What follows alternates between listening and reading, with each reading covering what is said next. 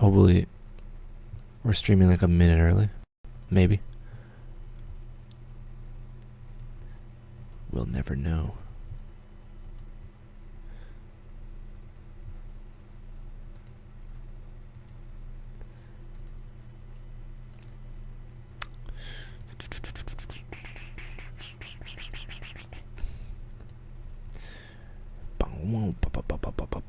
Apparently I've been streaming for 18 seconds.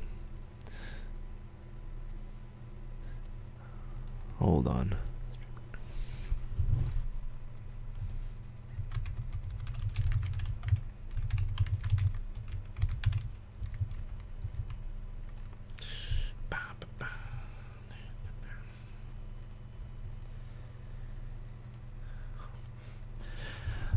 Oh, we're good. All right. Join the chat. The chat on the right or on the bottom. Or on the right. I've already talked in it. Get your questions in.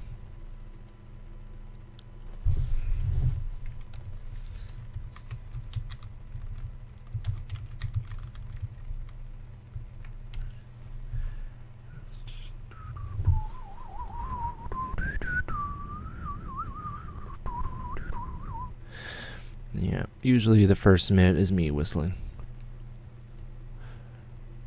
Let's see. Noties.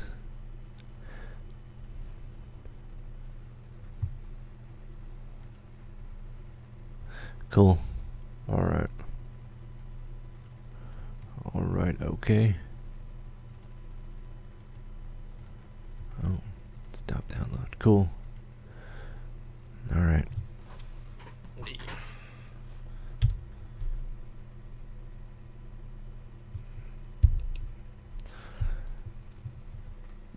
Today's stream, I think I'm gonna try some new processing stuff, so not really making much, but just trying to figure out new things. And you can ask stuff. Oh, you like my Deep House video? I appreciate that. Thanks very much. That's pretty cool.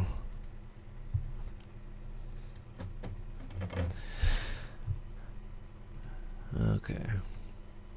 What I wanted to do was open my guitar case. Why not?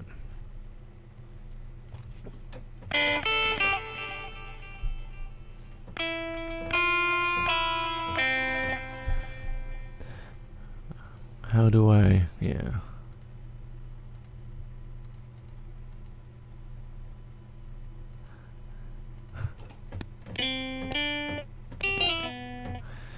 Blorp.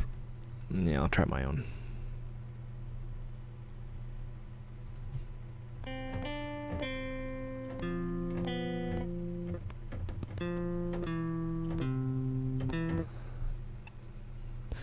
Where's the volume? Nah, I go 3.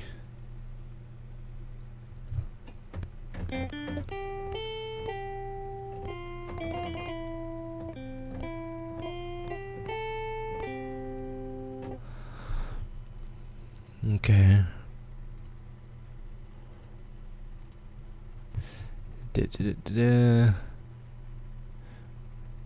GTR.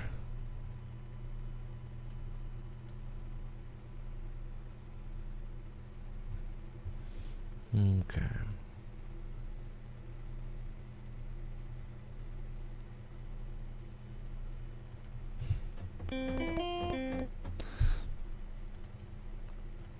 Let's see.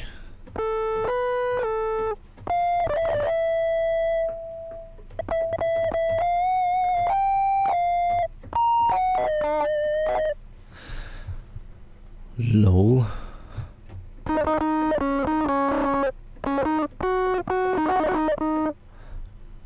That's cool.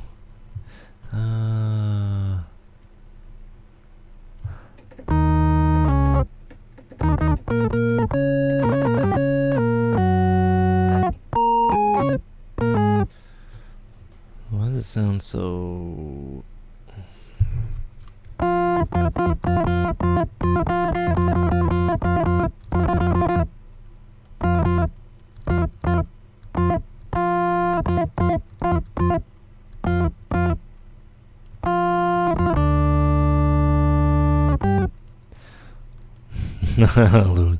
Funky Friday. Are you on now? I think I am.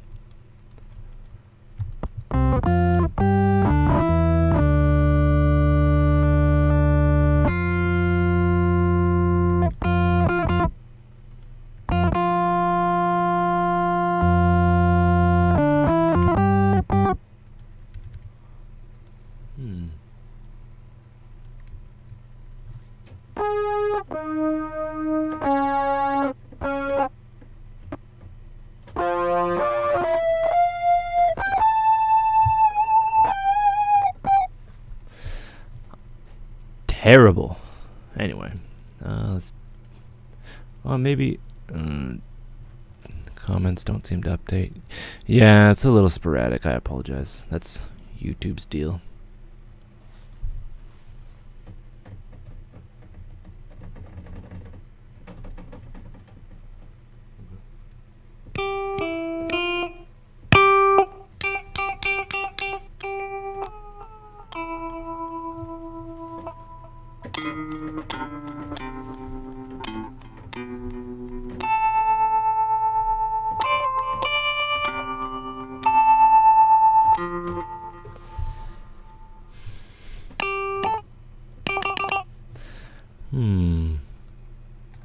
Oops.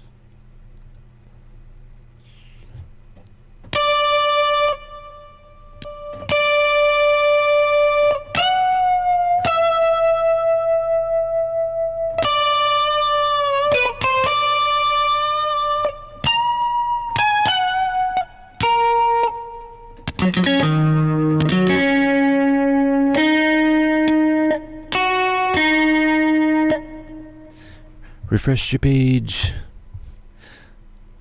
Okay. Let's see. Holy crap.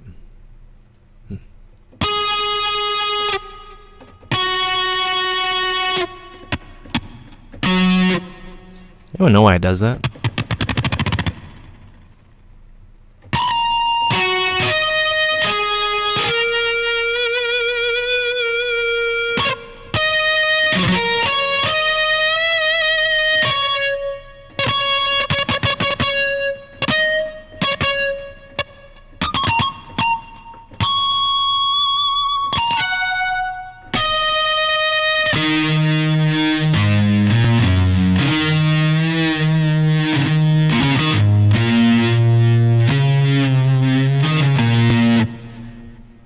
I don't know shit about guitars.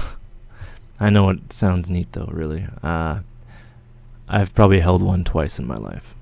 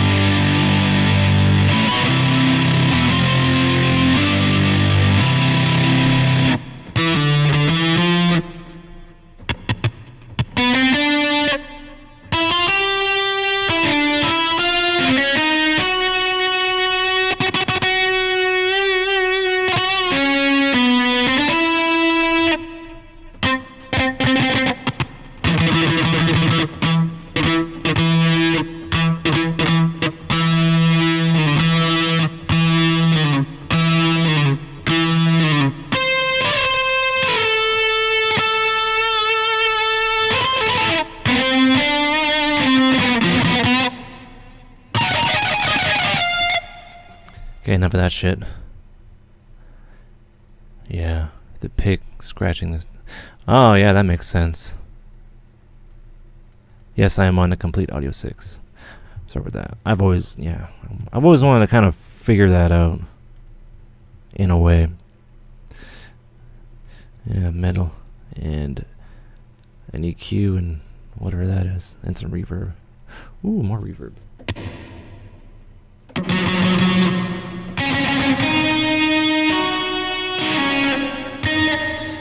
I'm not pretending to be like Jimi Hendrix or anything.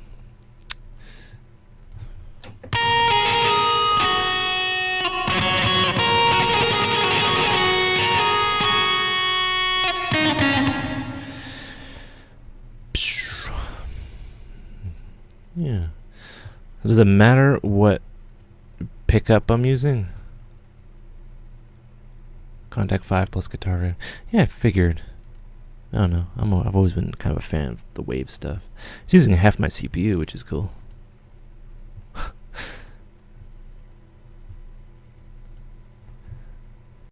Which is super awesome. I guess it depends on what.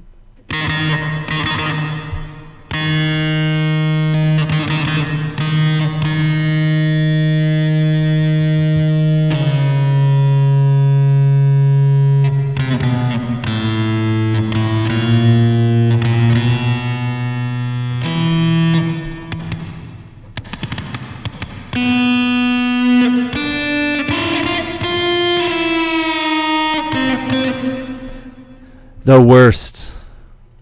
Enough of that. I'm sorry. Okay, what? That was terrible. I really got it. Well, if I like, I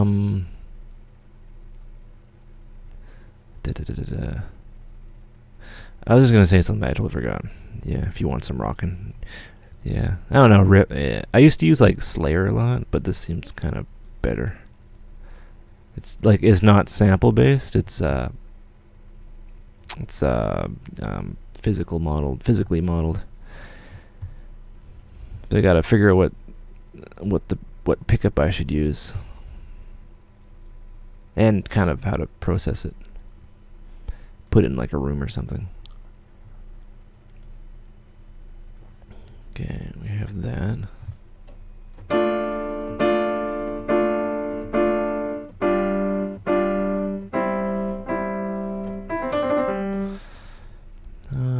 Deep House tutorial. I did one yesterday. Now what I want to do is, I don't know if this will work.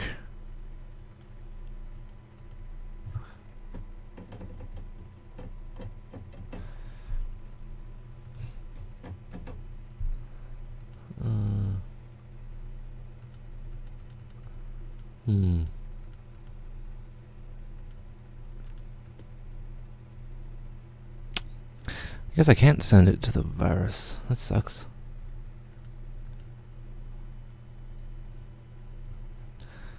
Or maybe.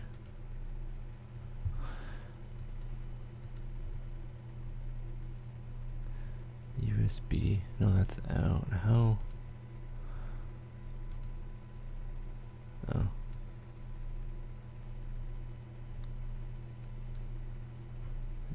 I just fuck it all up. Nope, I did not. Okay. Maybe that'll work.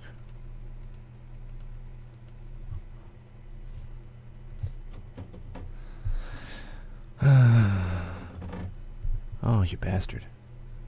Yeah, I'm going to the 1 and 2. And this would... well, you can only configure the left, right. Son of a bitch. Why are you booing? Don't boo me.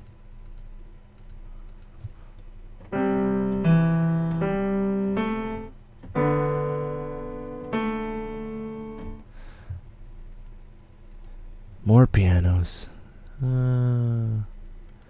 German. Oh. The fuck is this? No, you gotta buy it. What the fuck? Okay. I guess this one's fine for now. Hammond. Go away.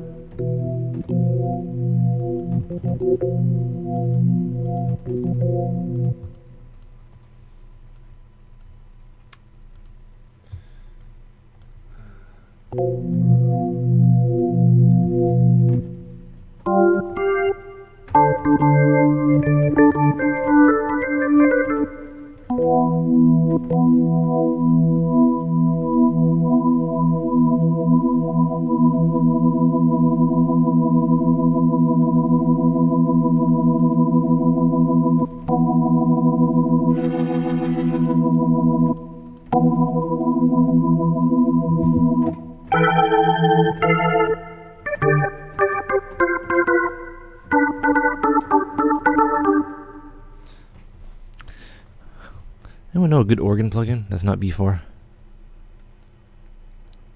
Oh, maybe... yeah.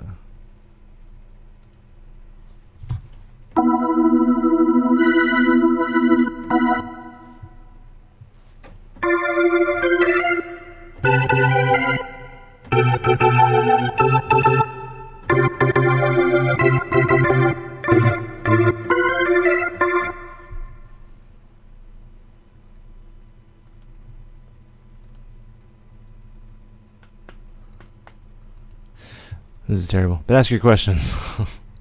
I get sidetracked.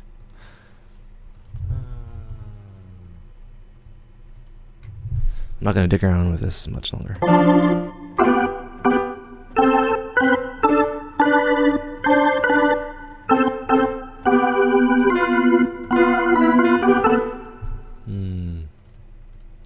Okay.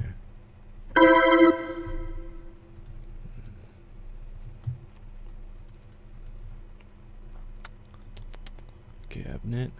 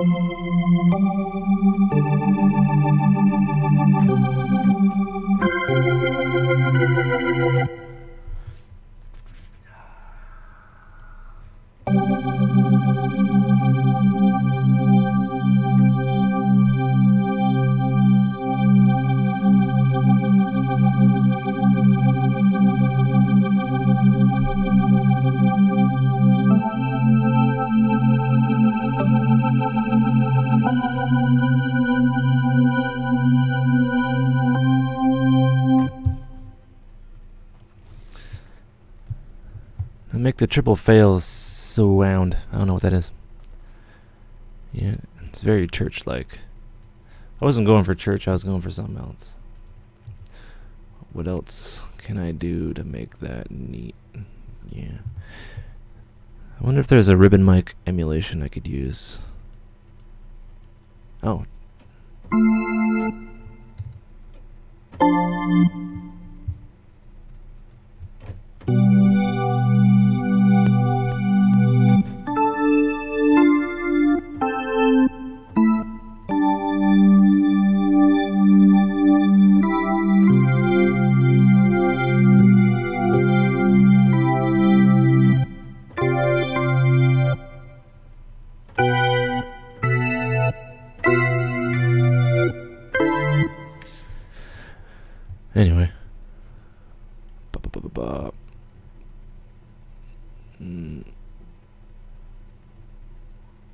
Yeah, I wanted just kind of going for like the '60s style.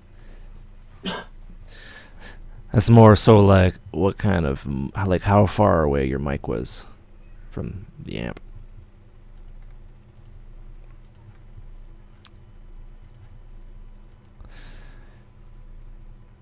Are you looking for Holy Spirit? Maybe.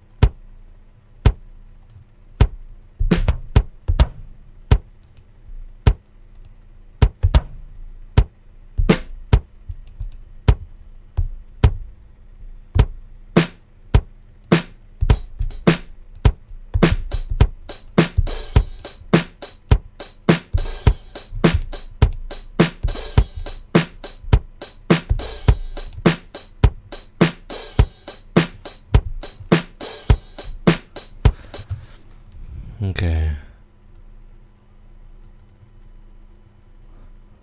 The fuck are you talking about, weirdo? Make a song called "Call It God, Do You Love Me"? No, sorry, can't do that. But if you have anything else to say, that's pretty cool. What am I doing?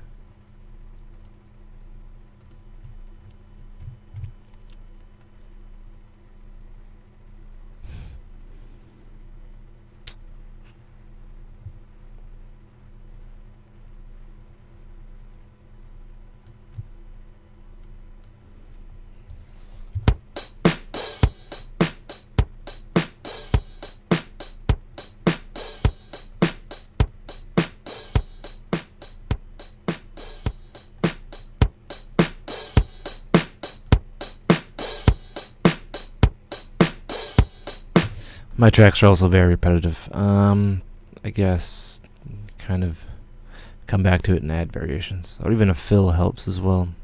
Or a key change.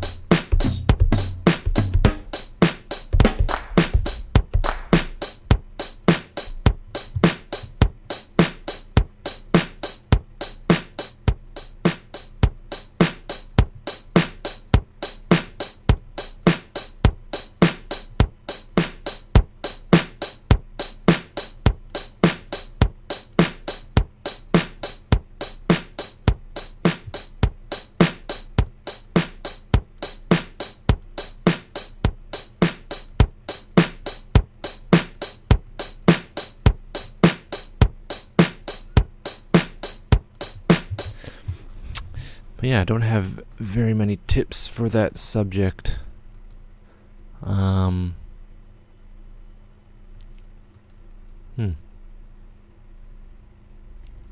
Yeah, like, well, it depends on what kind of music it is, really.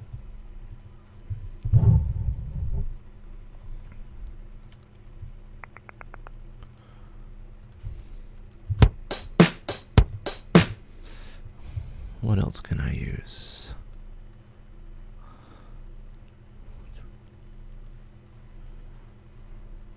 Oh, wait a minute.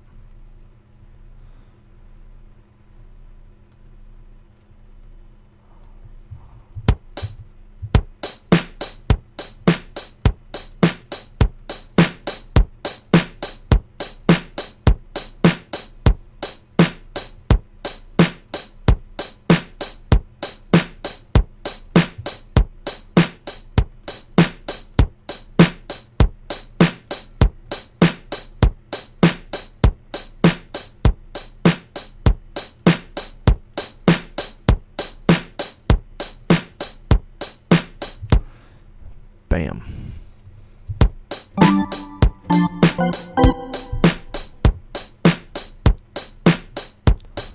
Um, um, um, um, um.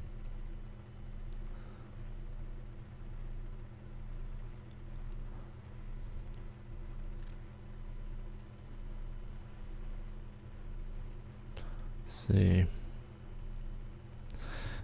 There are so many. So many plugins. Oh, this one. No.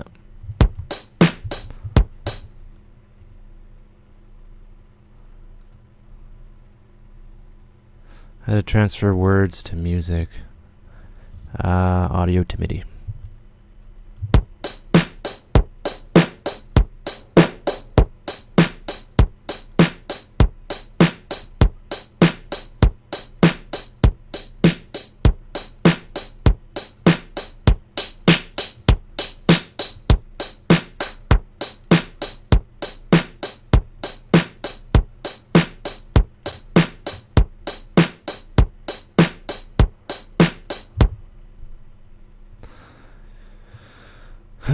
Oh, I gotta write some notes.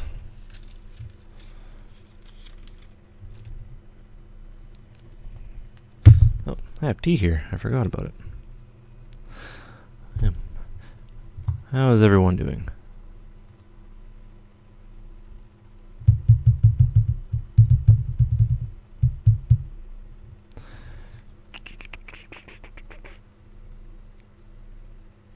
No, I'm not gonna do the cup song.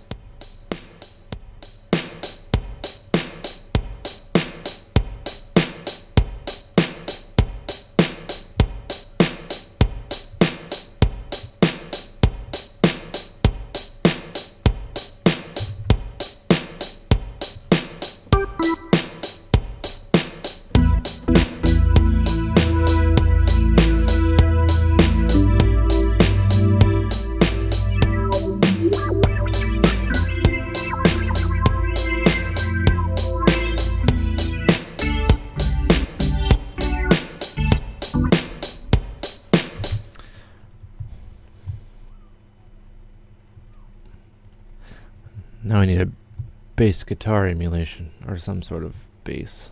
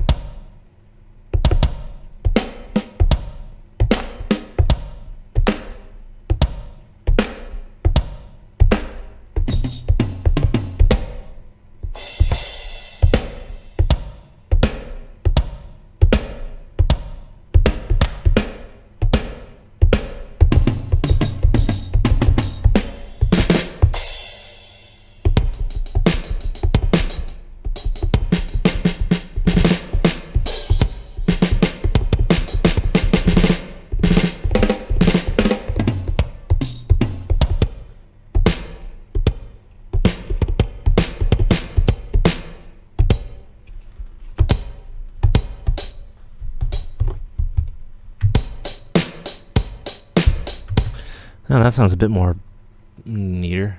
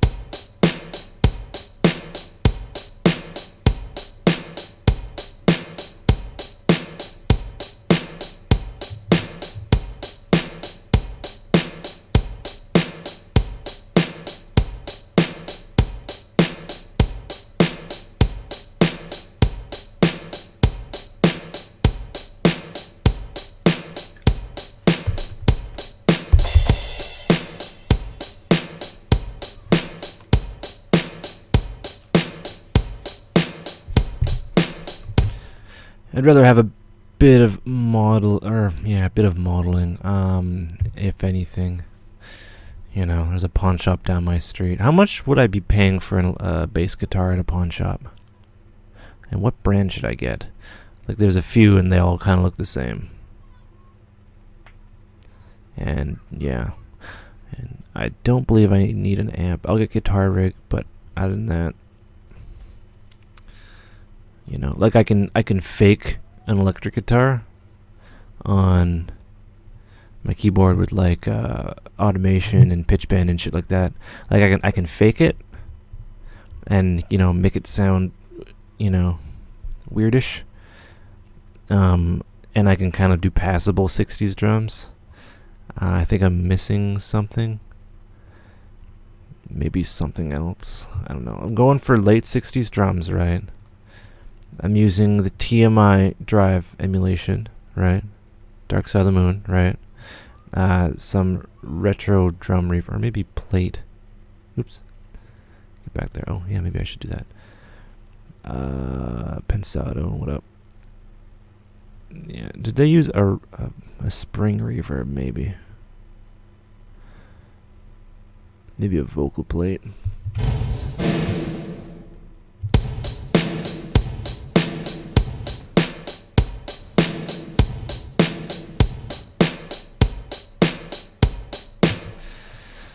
I don't know.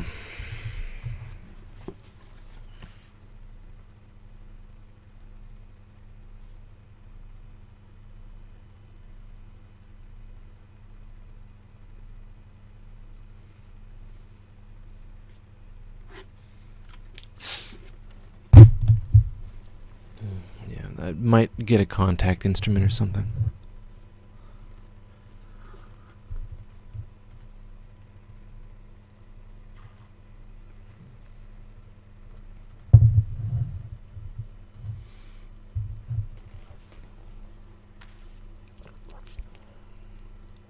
Yeah.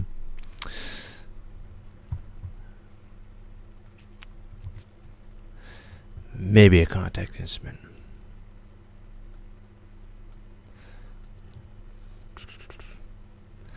Yeah.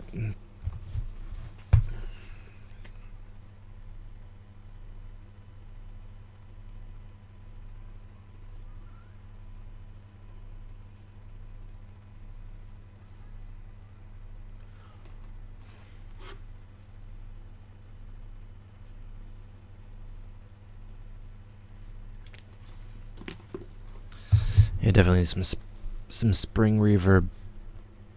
I don't have a plugin that does that. No. Fender Squire. Yeah, I hear that going around. 100 to 250. I was like, I get a new one for 150. Okay. We don't have Guitar Center. We have Tom Lee or Long and McQuaid. We don't have Guitar Center in Canada. But I understand what you mean. Yeah. I was thinking I was just going to pick up an electric, a bass, and an acoustic just for fun. But I don't have a mic for the acoustic. But there's electric acoustics. But they're kind of me. Yeah. And then I'll get a guitar rig instead of, spending $800 on amps and a pedal. And a few pedals, actually. Allegedly, my Audio 6 can do that. It has 2 inputs on the front. If you know guitars and basses, please talk to me. You can tell me everything you know about guitars. I don't know anything about guitars, really. But I'd like to get one and kind of figure it out and do stuff with it for a particular project that I'm not naming.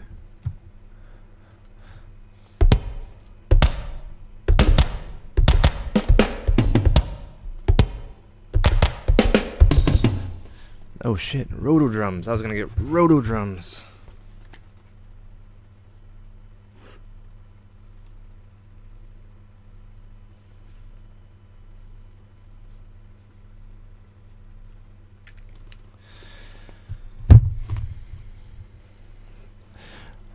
Roto drum. Yeah, well, I don't know, I'm just thinking. Because each pad can be routed out, and, we'll pretend that there's no subtle nuances. Each pad, or like groups of pads, will go to groups of different overheads, but then I'm leaving out like the bleed between overheads. If anyone knows drum recording. Like taking like the retro technique and using it kind of new. Yeah, I can like bust them in some way.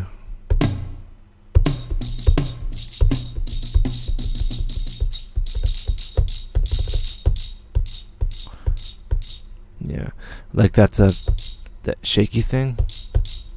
If you have a real one, every time you hit it's a different sound.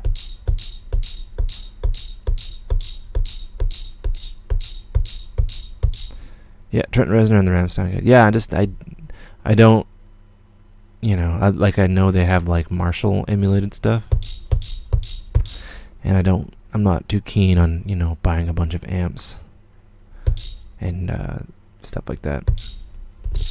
And I bet it's better than, or, comparable, if not better in its own ways to the Wave stuff.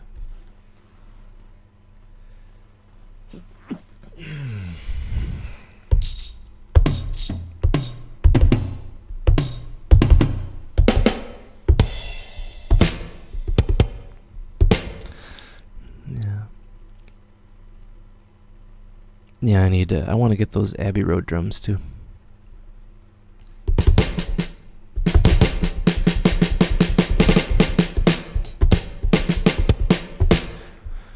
Yeah. Fender Squire is really good. Yeah. Yeah, the thing a friend of mine was telling me about, if you get them used, the neck, you have to check if the neck is bent, or else like the strings will rub against the frets. I believe they're called frets, and like that's pretty bad. And I don't know how to check if that's not the case or if that is the case.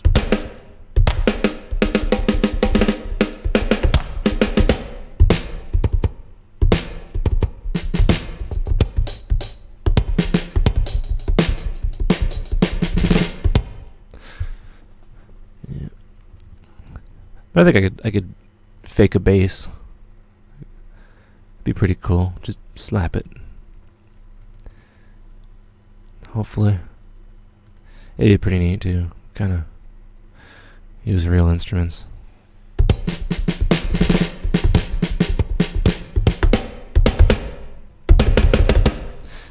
That sounds kind of okay. Minus all the fun stuff. Right? The Aphex. Even though the FX is 80s, I believe. Slight reverb, slight big.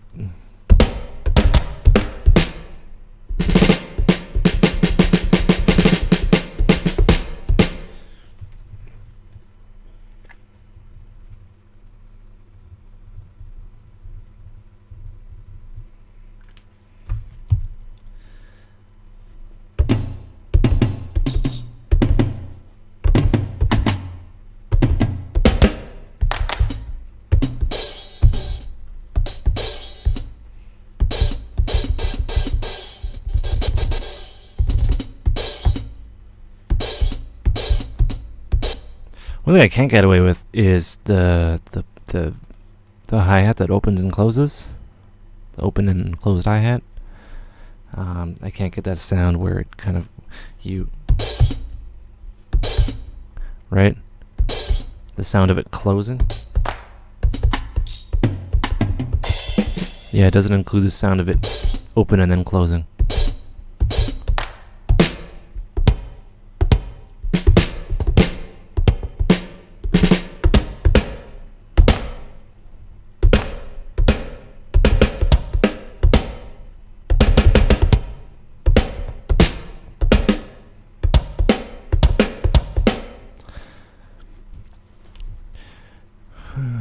Drums are weird.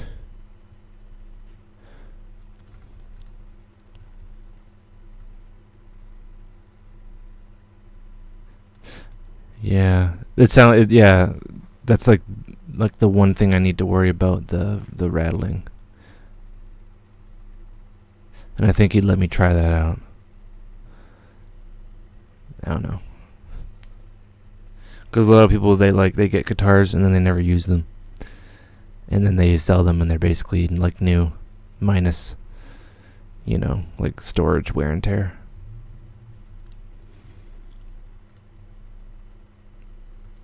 Yeah. Yeah, it's like a pawn shop, but like it's full of music shit. I walk by it like almost every day. And it's right down my street. Yeah, you look in the window and there's like saxophones and bongos and shit, and all that fun stuff. And there's another one that's like a little bit farther away. There's V drums. Yeah, I should take someone that knows what's going on. Yeah.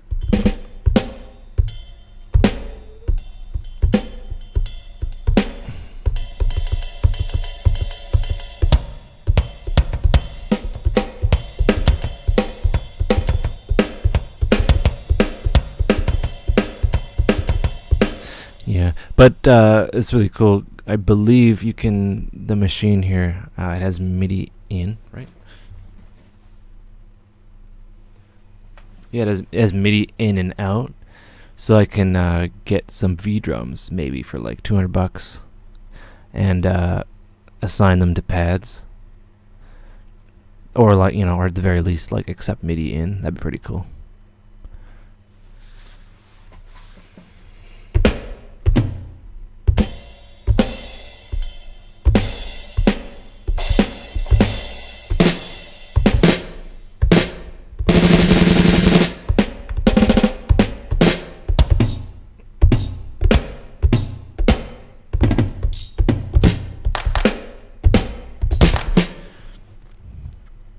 But yes, I agree. I should take you. Get your ass down here and help me out.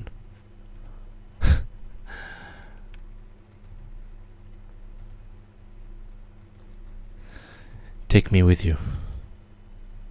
Let's see here.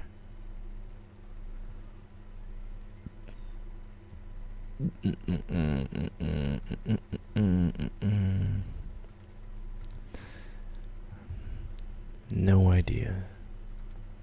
Da-da-da-da.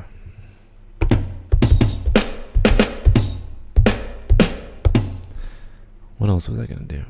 Yeah, I was gonna use the roto speaker thing. Wait a minute. Yeah, Doppler.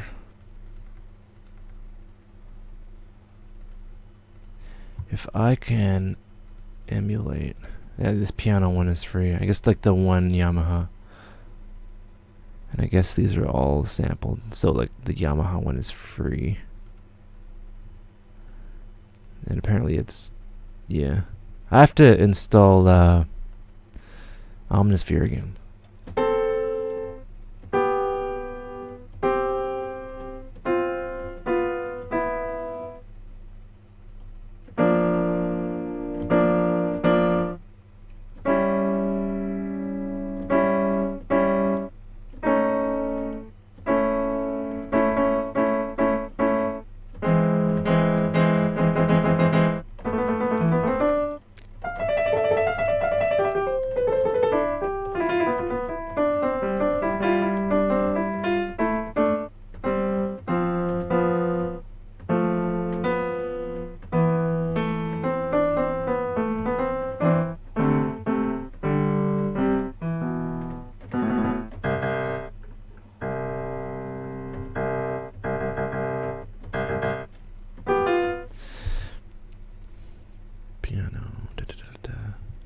Piano, maybe.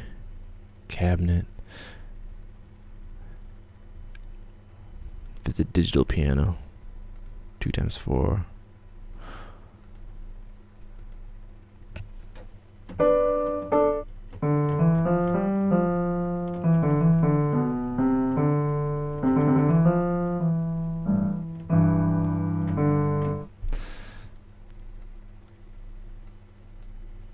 Oh, I wanted to try that.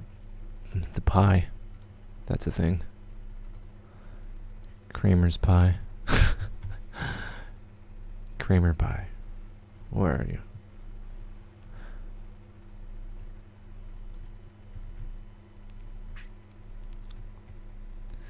Oh, Enigma stereo.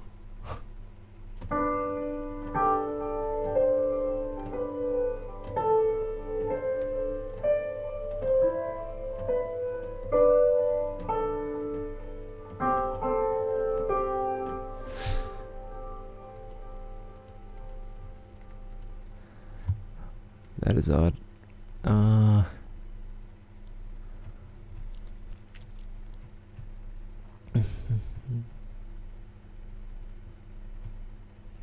Kramer's pie.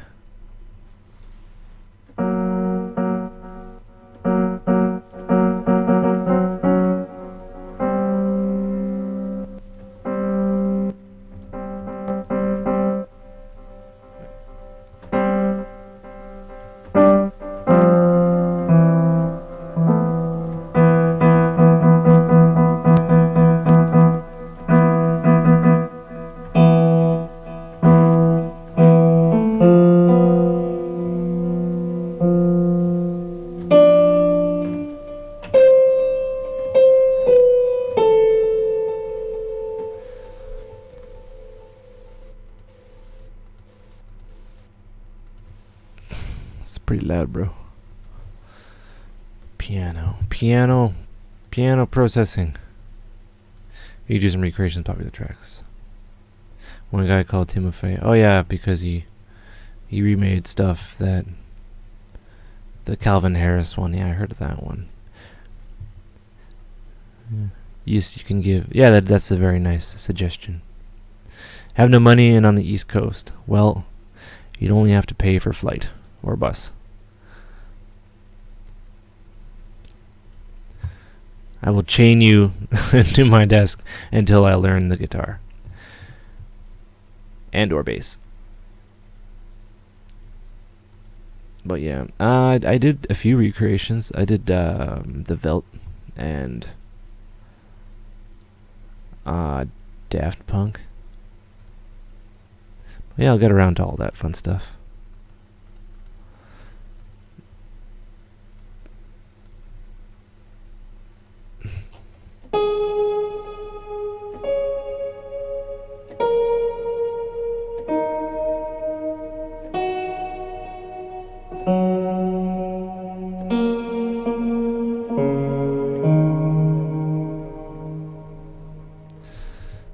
Where's my decay?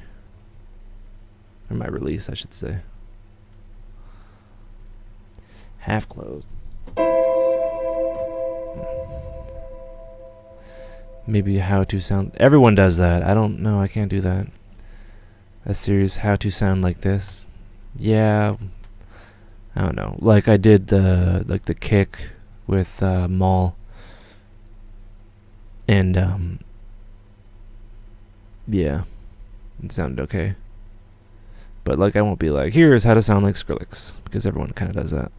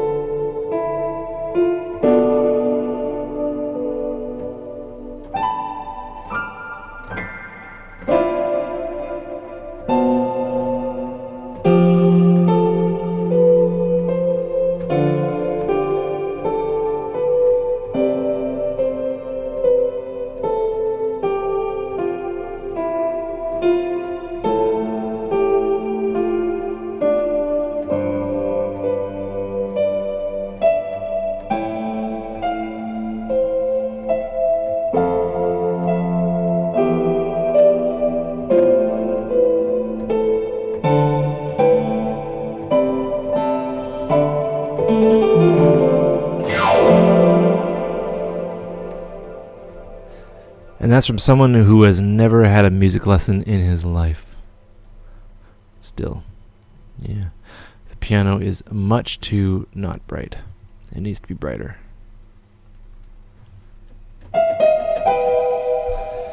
Maybe.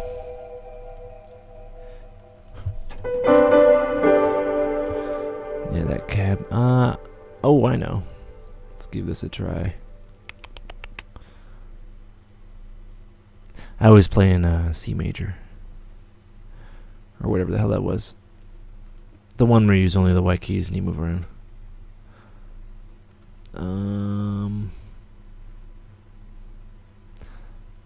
V-com. No, not the V-com. VEQ. What's happening?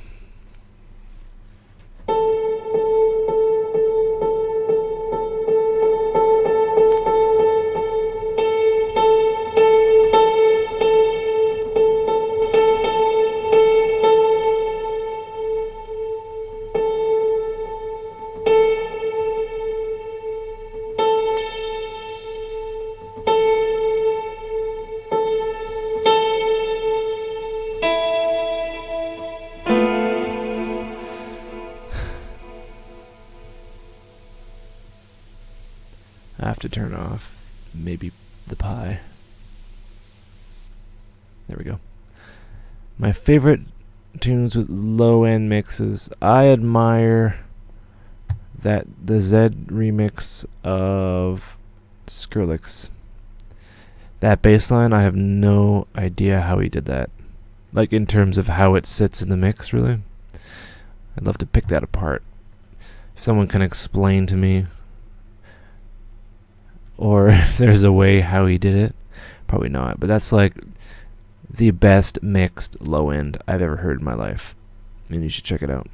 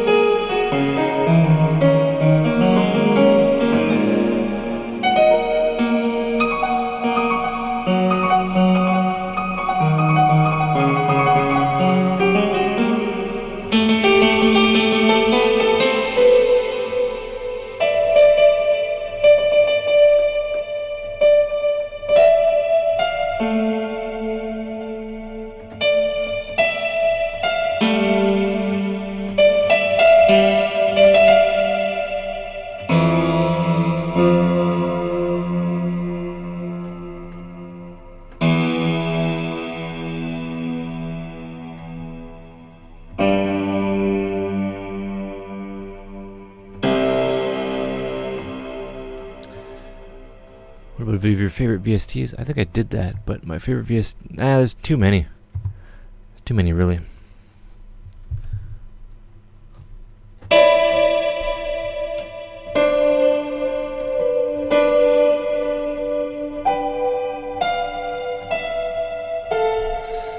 Favorite VSTs? Yeah, there's far too many good ones. Sorry, more notes.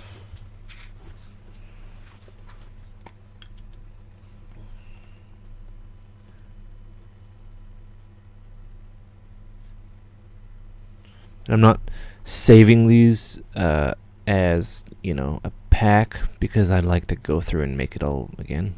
Really, there's no point in saving this and then opening up later. Yep.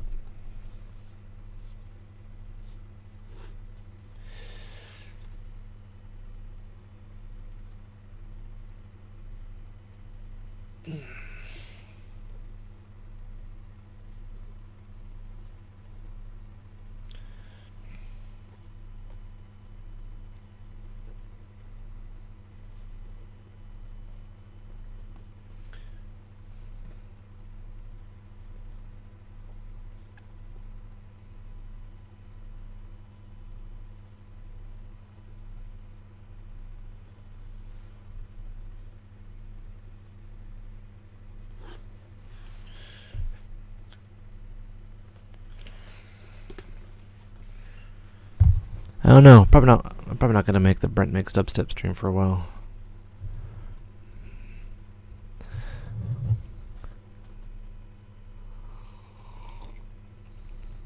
The name of the tune is, I think it's Skrillex in the Doors breaking a sweat. Zed remix. Zed with 2Ds. Yeah. The most magnificent low end you'll ever hear, in terms of its mixing quality.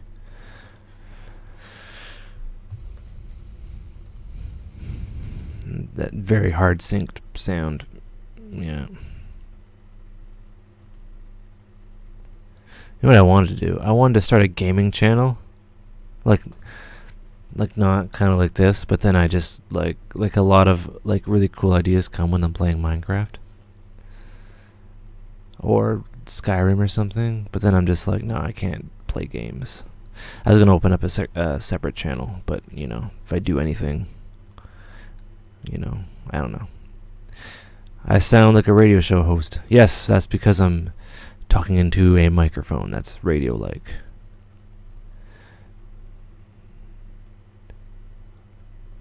I should like, even if it's like AM radio and I don't get paid much, I'd do it. If it was close to my house, I'd work in radio. Because all it is, you play with whatever, and then they could take calls, and I'll give them advice on their sex life and shit. And then I'll say, we'll be back after this brand new record. And I'd play like jazz or some shit.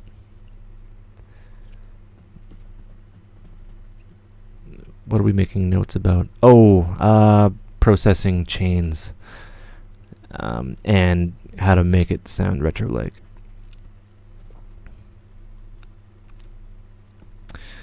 Yep.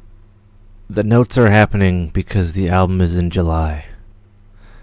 And I'm just trying to figure shit out.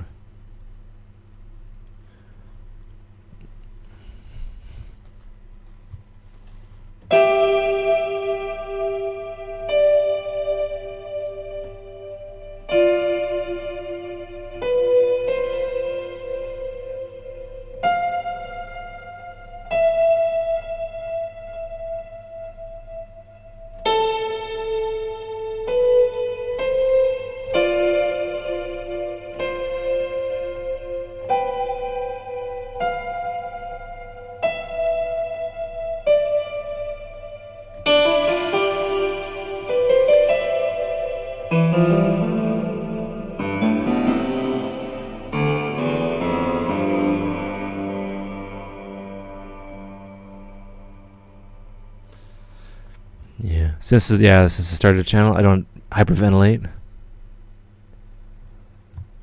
Leave this texture behind and bust a rap. I can't rap. I'm too white and I mumble. I could do an internet show or podcast. But what would I do? Like, it would take like a lot away.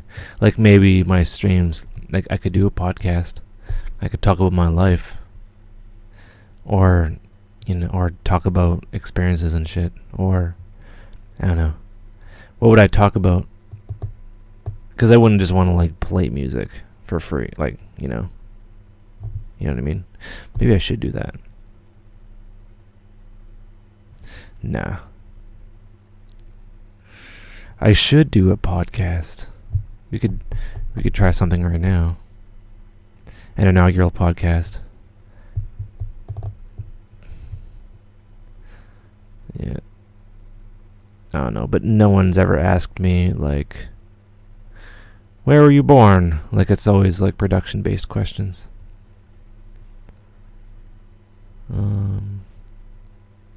Whole bunch of questions now. Yeah, I agree. The way, I'm getting back to this one. The way I talk has improved. Yes, it has. That's because I had a mic generously donated to me, which I'm still freaked out about. And I don't get so nervous, and I'm not so, like, self-conscious. Like, I still can't hear myself talk. I can't do it, but, like, I don't know. Like, everyone's, the reaction's been good, that I'm like, this is okay. You know what I mean? Like, yeah, you can tell in my first couple of videos that I'm very uncomfortable. And, like, I have to, like, sit up straight, and, like, I would literally start, like, sweating a lot. And my hands would start to shake, and I wouldn't be able to, like, click the buttons because I was nervous. I don't know, it's hard just talking. You know what I mean? But now it's fine. Like, I get a lot of practice with these streams. There's, like, no pressure. But, like, and I do reviews for companies. And, or, like, show their products to help them out. I don't get paid. I'd never do that. I never accept money. But, like, like, that's about the time where I get, like, a little bit, but I'm just like, well, whatever. Like what I do is I show how to use things in, like, a session environment. Like, it'll be, like, literally in the middle, like, in between tracks. I'll be like, I discovered this new thing. Let me show you how I did it. And instead of being, like, clicking through the presets or doing whatever, or reviewing it and just saying, this is a nice VST for some reason, I actually show, here's what it does. It does it kind of like this other thing, but it does it in a unique way, and, it sounds better, and here's what it's doing to my CPU, and, like,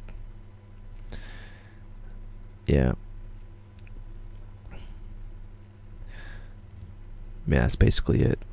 And I'm far more comfortable now, like, in terms of what I'm doing. Like, I moved to, like, Narnia.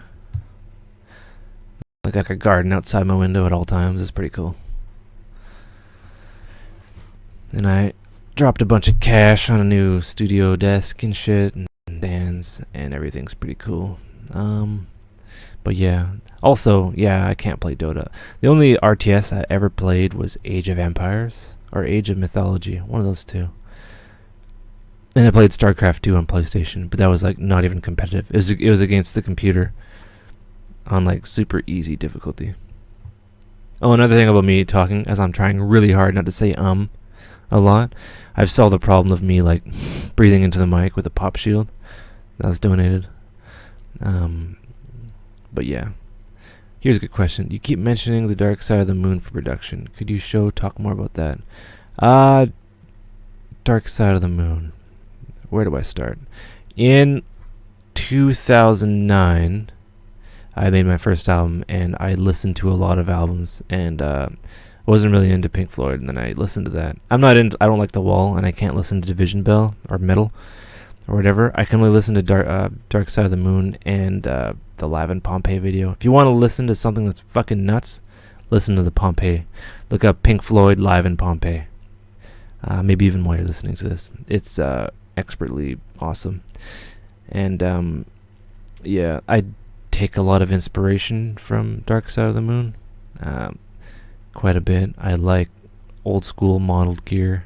I like noise floor, and I like all sorts of fun things. And yeah, first album I was like, oh, I'm gonna make a concept album, because Dark Side of the Moon was a concept album.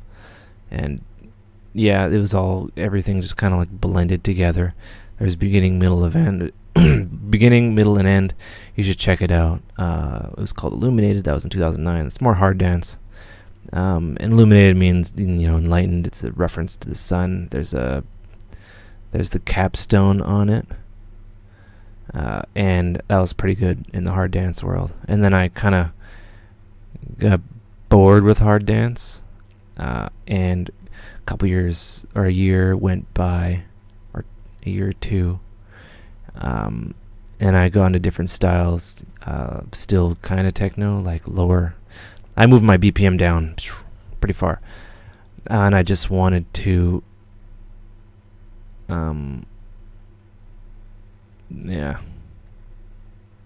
I just wanted to make music for myself, kind of thing, and just make hard dance on the side.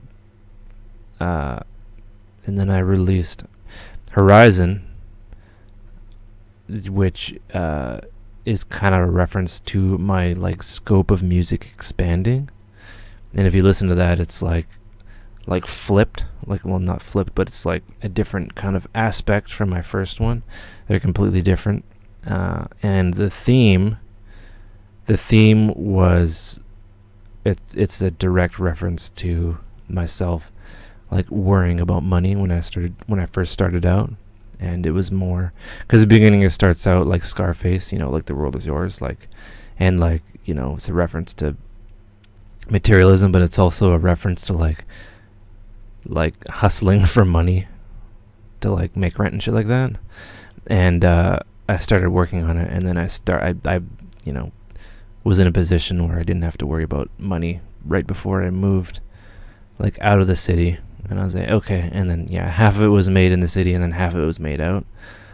And it ended with The Surface of the Sun, which is a reference to Sunshine, the movie. You should watch it.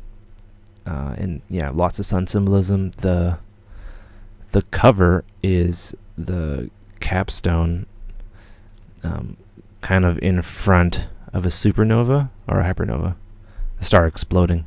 And a star exploding would mean like a rebirth, right? So that album was Rebirth. And so anyway, the point of the story is Dark Side of the Moon, like in terms of its processing, is kind of an influence for me, but not really.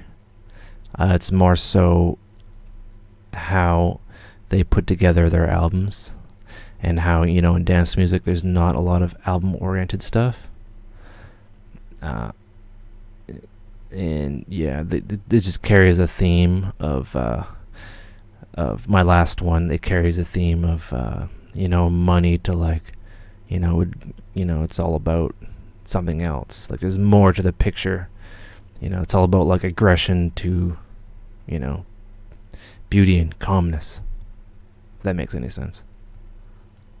You know what I mean? So in terms of Dark Side of the Moon for production, it's more of a processing / inspiration that music shouldn't be, you know, like kick drum, all mixable tracks. It should be like an expression of what you are, not, oh, this sounds selling. Let's make a big power chord, holy shit, Swedish House Mafia thing to make a few bucks and go on tour. You know, it's more than that. Like the one guy who hasn't nailed is BT. You know.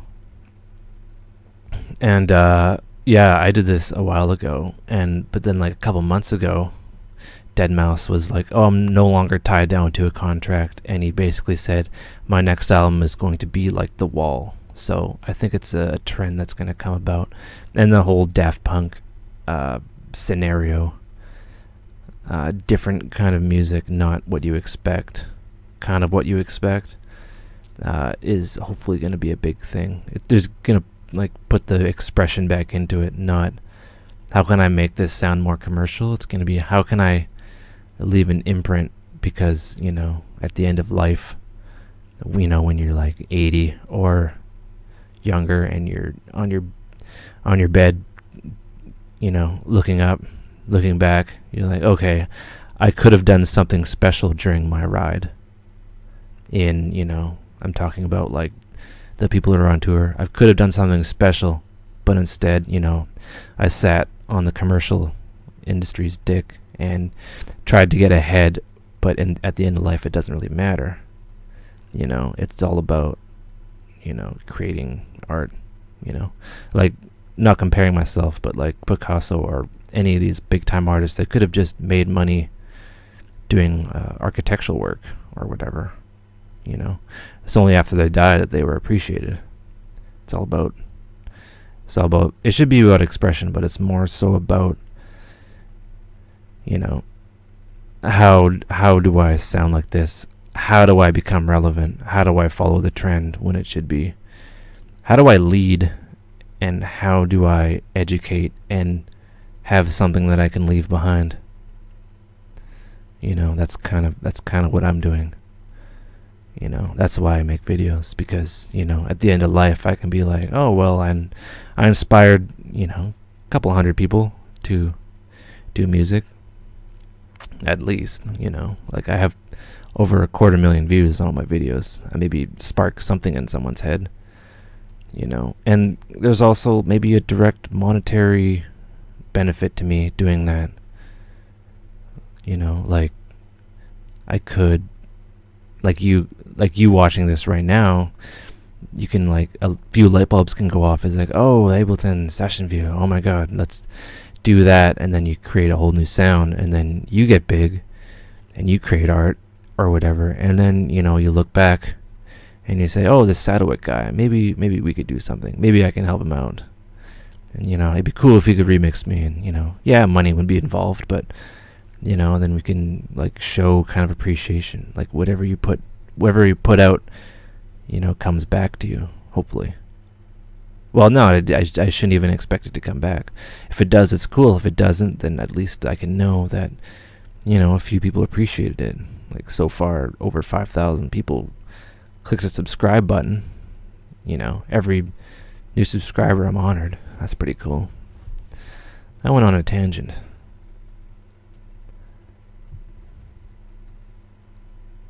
Narnia was, yeah, I don't know. I've never watched Narnia. All I know is Narnia looks cool. Yeah. Do you put your kicks and bass in mono using utility plug? No, I do not. You don't do that because typically your bass should be mono to begin with, or you can use mid-side EQ to make it mono, and the kick should be mono on the low end. All low end should be mono. Like a history of electronic music podcasts, like talk about certain era styles. Yeah, well, my style is like very obscure as far as I know. You know what I mean? Well, no, I shouldn't say that, but like any like Belgian techno from like early 2000. Like I was like a poor kid. I probably still am a poor kid. That's probably why I have a different view on money than most people. Hold on, taking a drink.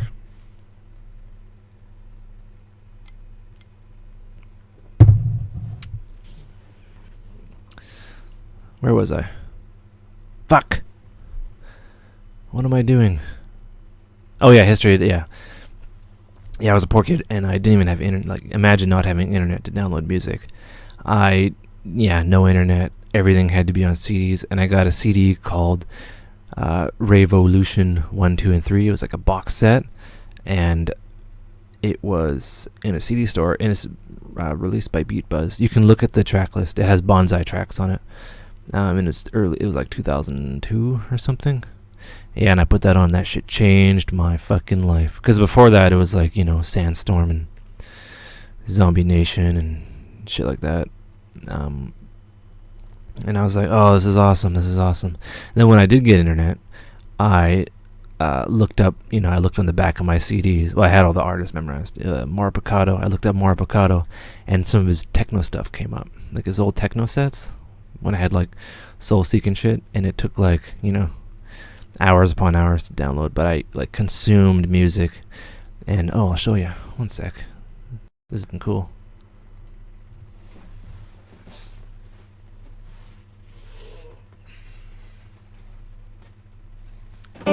Oops, I have a CD case full of all my music that I saved to CD because I was a fucking music hoarder.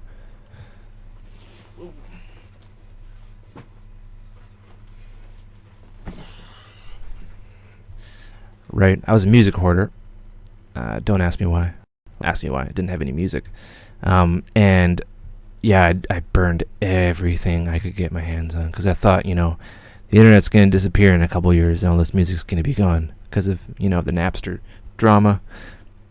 So that's probably why it was out of fear and necessity. So yeah, anyway, I just downloaded a bunch of music in 2004. And that's basically it. That's my history of electronic music. I probably get into more detail. At a high school dance. The DJ guy played Public Domain Operation Blade, and that was like my first thing ever. And I fucking hallucinated. I don't even know what it was called. And it was crazy. Do you do this for a living? Yes, I do. If not, what do you do? I do this. I make music and I sell music, and I also make YouTube videos showing people how to make music. There's a little bit of money in it, but it's more for pure joy. Where are you from? How old are you? I am from Vancouver. I was born in Prince George. And I lived in Alberta in a small town for a long time. And decided to chase my dreams. And here I am. What are your hobbies besides making music and being such a great teacher? Hobbies. I have no hobbies. Maybe like retro games, maybe like Super Nintendo. Yeah, I like old Super Nintendo games. I like JRPGs and just anything that gives you nostalgia in the gaming world. Yeah. But I'm gonna be working hard until Vegas, which is in July. Then I make my music. I make my album in July, near the end, and I work on that for a while. Then I take a break, and then I do videos, and I work on that for a while. And then in September, the new Grand Theft Auto comes out, and I'm probably gonna go missing for a week. But then, no more than a week. Then I'll get bored, and then I'll want to come back and talk on a microphone because I owe you guys that. Great philosophy, man. Respect. Yeah, well, it's just something. Like the one thing that bugs me, and I know people do this, but I got two things that bug me. Like we all started the same way. This is me starting out, and besides people complaining about airports and stuff, it's like, why would you complain about waiting in a line? Or going through customs, or being on a plane, flying through the space of air. Like, why would you complain? And then being like, oh yeah, I had to sit somewhere, I had to wait in line for a day, but then I got to play my music to 15,000 people, or go to a place I've never been before. Like, how does it become such a fucking drag after a while, right? You know, unless it's like every day, but like, what the fuck, man? What the fuck? Anyway, yeah, that's basically what bothers me. Another thing that bothers me is like, why isn't like all these big guys, why aren't they going on like Twitter and being like, you can do this like me because I did. If I can do it, anyone can. You know, everyone's a badass, and it kind of bugs me, but it's whatever.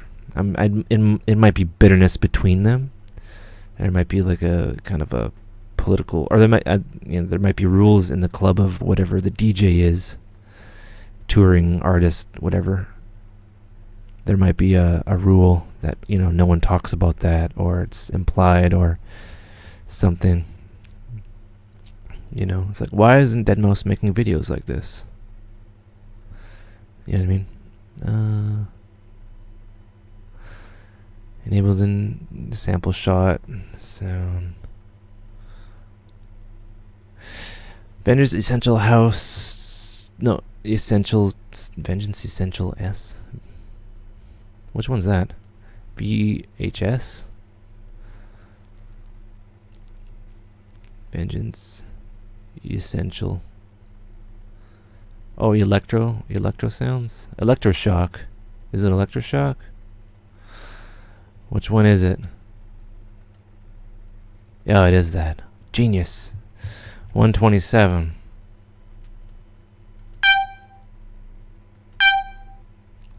I have no idea, but that sounds like something Afrojack would use. 127G. You know how to take a sample shot and make it sound go down. Oh, wait. Make the sound go down an octave. I guess I could give that a try. You load it up into a sampler and select the pitch, or not the. What the fuck was that?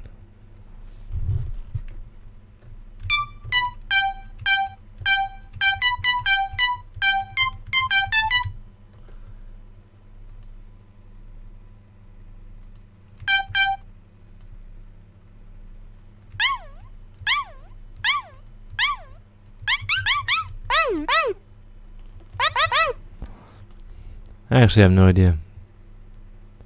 Why are you going up? Oh. Oh.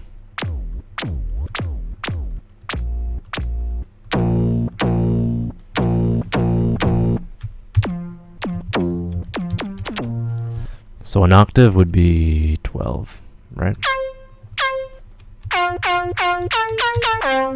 And you adjust the attack, I believe.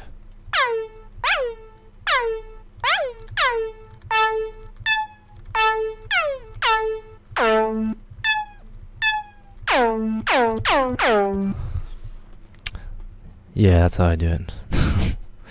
I appreciate the videos you make very much. You give us great tools and progress to be able to pursue our dreams. I appreciate that. That's my goal in life. Do I use outboard effects gear? Outboard effects? Just the virus, I guess. That has an effects section. But I use it within it, but you can have external instruments go. There's two outputs, or there's an input and an output, stereo input and output, and you can run things through it, through the fourth ensemble.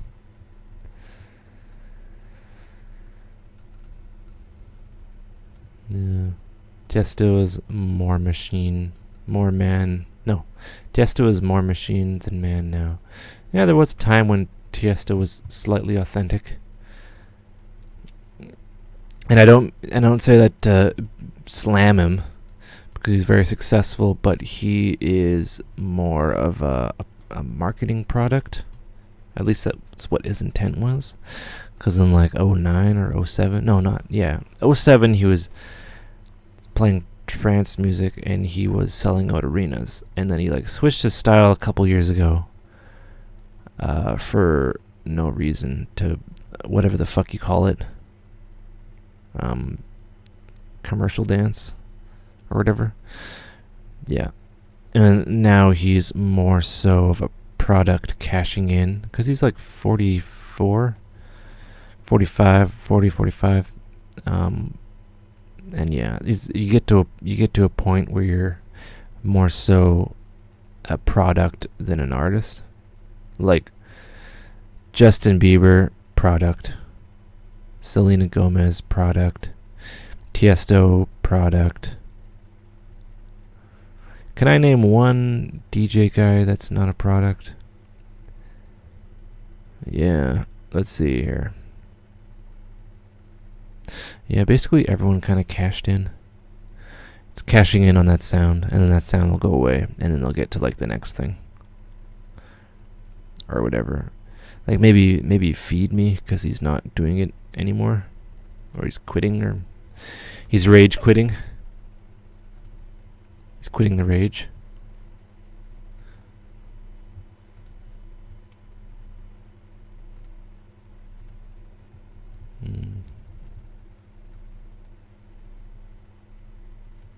The lead of Sander Van Doorn, Joy. Oh yeah. See how it's done in Hamilton now. Oh, that thing.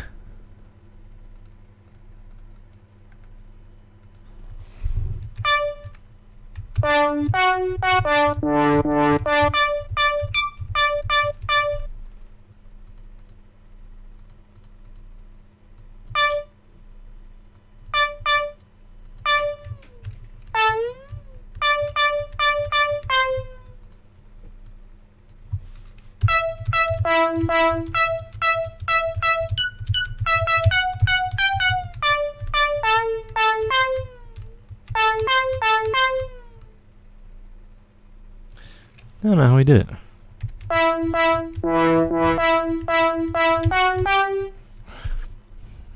Why aren't you gliding?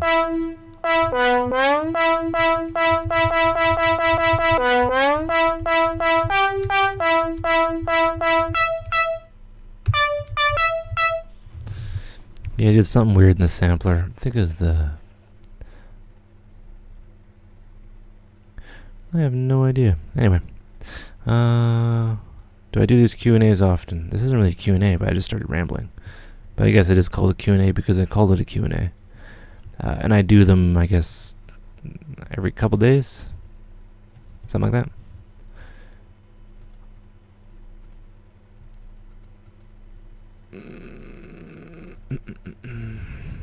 Yeah. I really should. I don't know.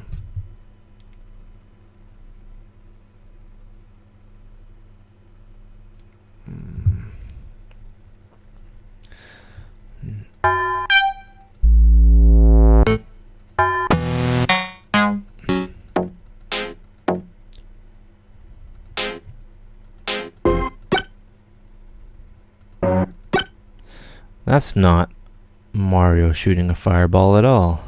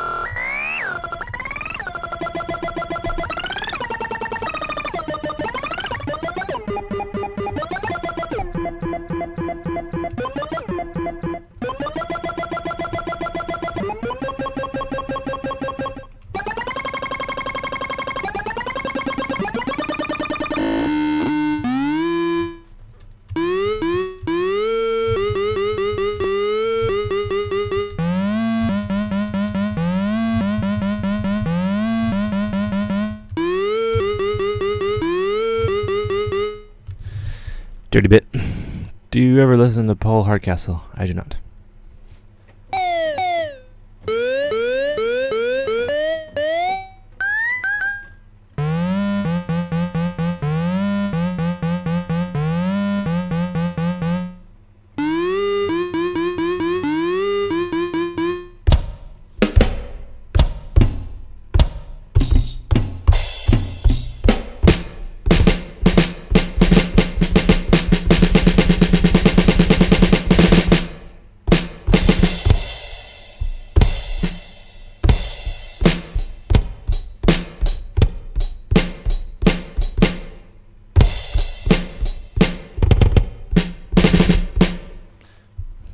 Oh yeah.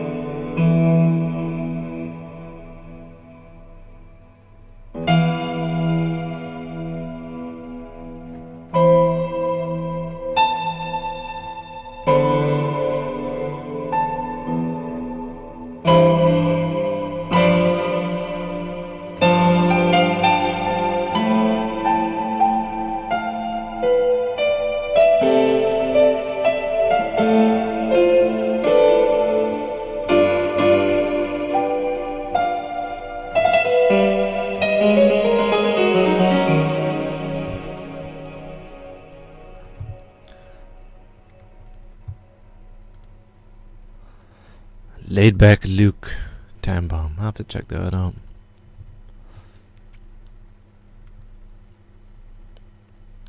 I guess everyone has like the same workflow, so it's not that odd.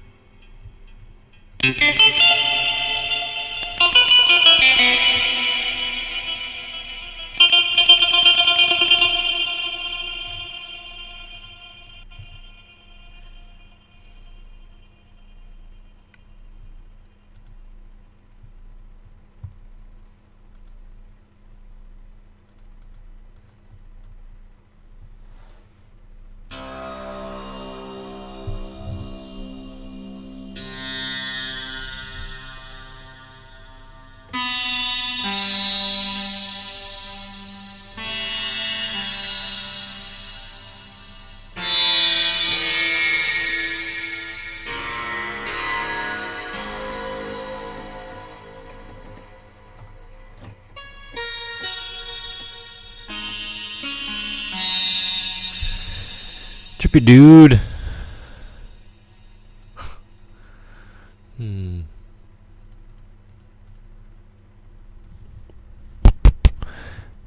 Any more questions?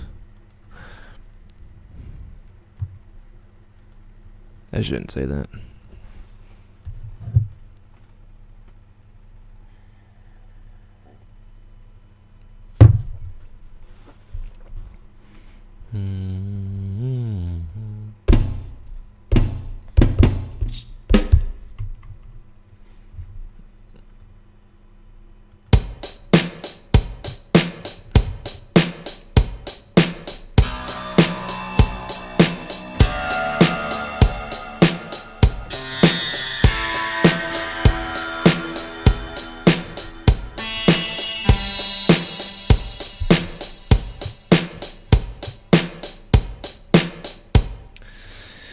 Yep.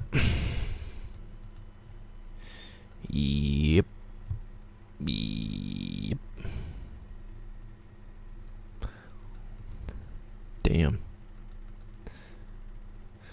So many subscribers this hour.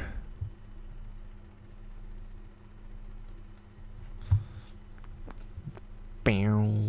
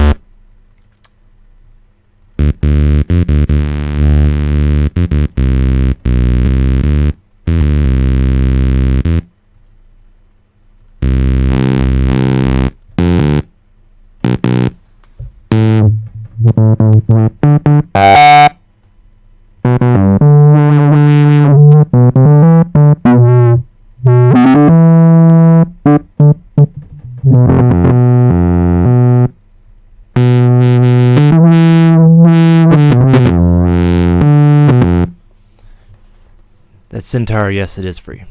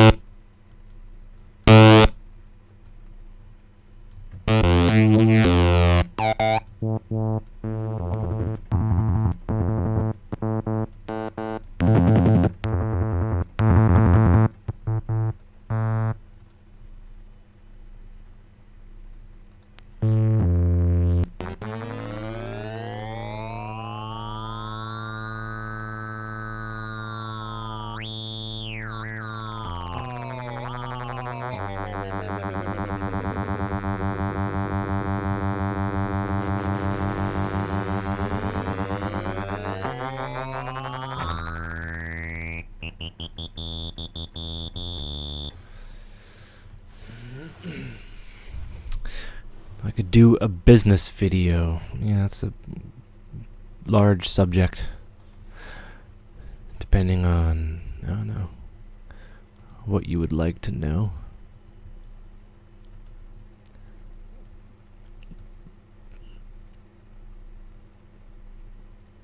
Yeah, externals usually crash. If you're using them all the time. But where do I store all of them? I store all of them on an SSD, but in 2 locations. Well, one on there's backup. It's like redundancies. That's what you call it. Yeah, so everything's basically doubled up, except some of my music, but yeah. If I lose that, I don't really care.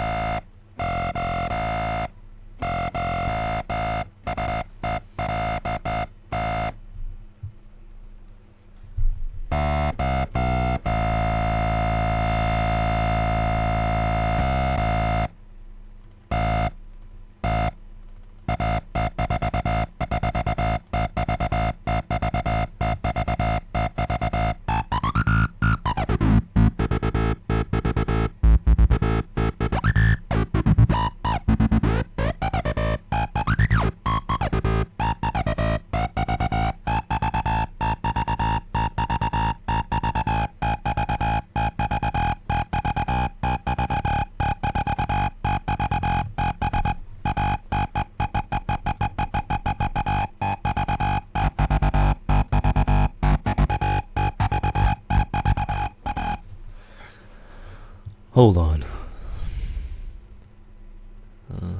But yeah, about the biznatch. It's fairly straightforward. But the first step is making lots of music that's passable as being music. Yeah, that's basically it. And, it just basically sells itself in a way. You won't be making millions, but you can be comfortable. Yeah.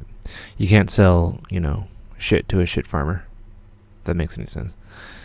Do you know anything about hardstyle or stuff like that? I do not. I know about Nexus and the Headhunters. Yeah. Like, do people come to you for remixes, or do you find it elk yourself? Oh, you find it all yourself. Like, I don't know. Remixes aren't usually what I do. But that's another kind of revenue stream. It's not making remixes for people. But yeah, usually they come to you. And usually they don't have any money up front, and they don't understand that it's your livelihood. And then they ignore you. Kind of thing.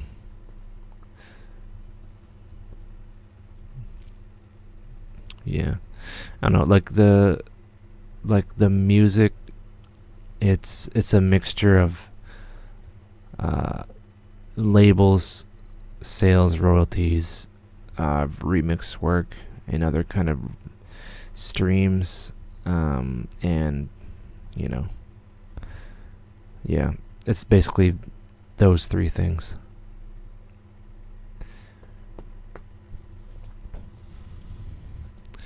It's all about how much work you put into it.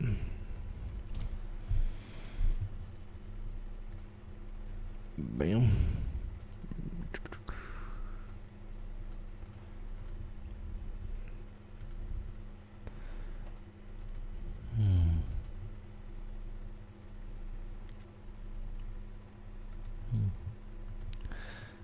I don't know.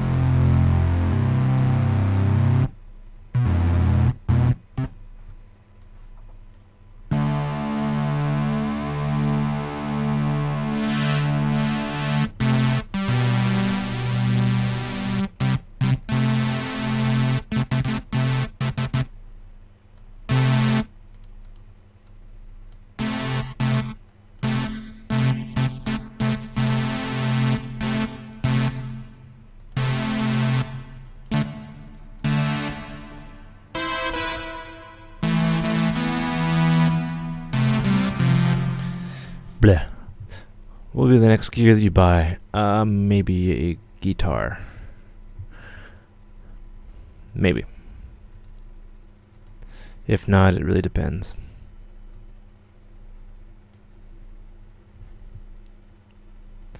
I don't know. What should I buy?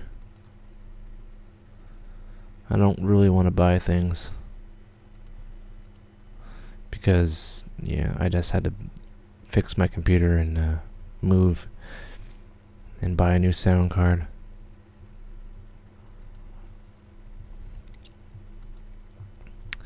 I wonder what.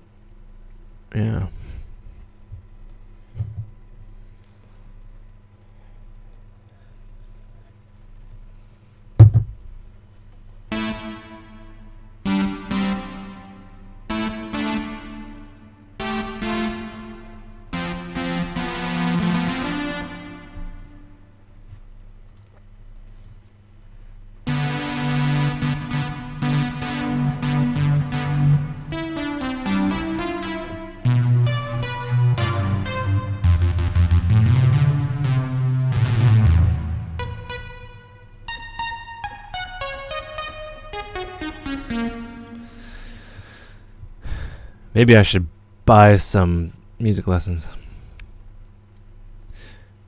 You ever think about taking a label and actually doing something with it? Like getting people on it? I don't know, I've tried to do that and it's just too much of a mess.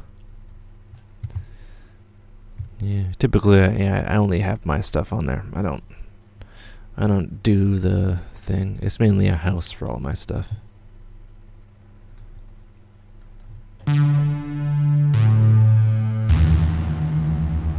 I was thinking of doing like a remix competition for like the channel or something. I don't know how to go about that though. or like a collaborative effort. Or I make a bunch of tracks and then upload the project file and then say remix this and you will be featured on my channel, or we'll figure something out.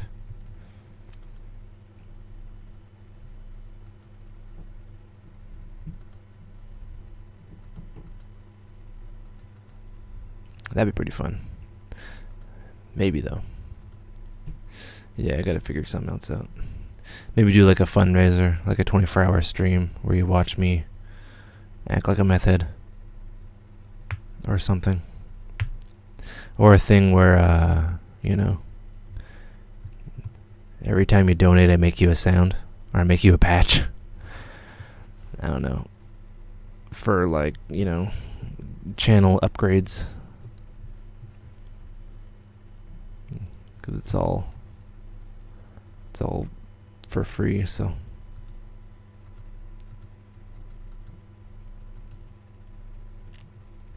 What are your thoughts on dubstep? It's kind of cool. I never really got into it, apart from like the odd Skrillex song. But yeah, it's a valid form of music expression, and it's a wave that's gonna end quickly, or it'll have to evolve. Because right now it's turning into drum and bass or reggae or whatever. So it'll just kind of like morph with drum and bass. Or it'll morph, or it'll like attach itself to electro, and then dubstep will die out. Or something. Can't last forever.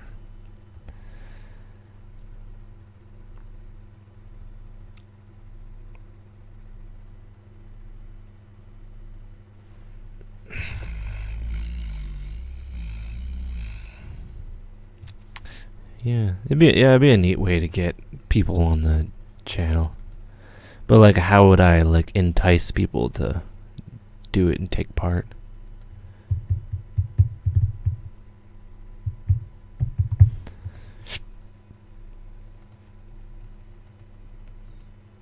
You could be like, oh, another remix competition. Oh, this one's not on a label. Okay. You know what I mean? Or maybe it'd have to be like a learning experience. I don't know. Maybe I should just do a bake sale. I'll sell baked goods via FedEx, via PayPal.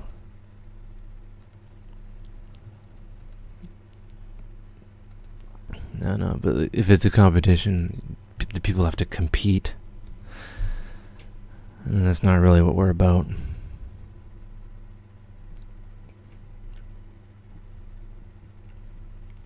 Yeah, well, maybe if there's a prize, maybe I can get like vouchers or something for like sample packs or something, discount, maybe even like stickers. There has to be something, and then yeah, you subscribe or like a page or something, and then you get the stems. Then you upload it to SoundCloud, and then we all go through it.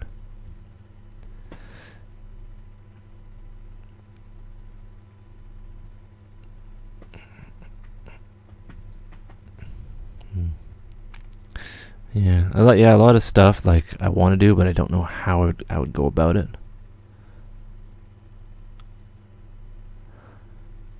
I don't know.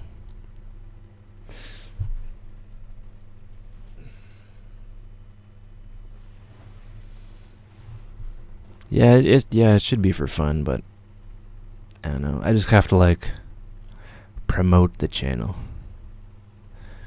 for even more exponential growth. Or make a documentary.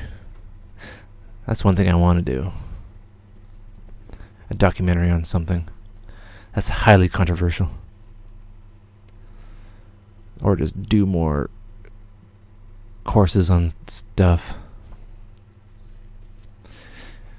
Because eventually it's all going to be like hundreds of videos, and like, people go to it to like get started. And a part of me, like, is saying, it can't just be Ableton, it has to be other stuff too. But then that's like money I don't have. Like, if I were to do videos on Logic, I'd have to get like a Big Mac, like McDonald's Big Mac, but like, a Mac computer. And I'm like fingers crossed for like, maybe the odd endorsement or two to help me out, but it's all like for free. Yeah.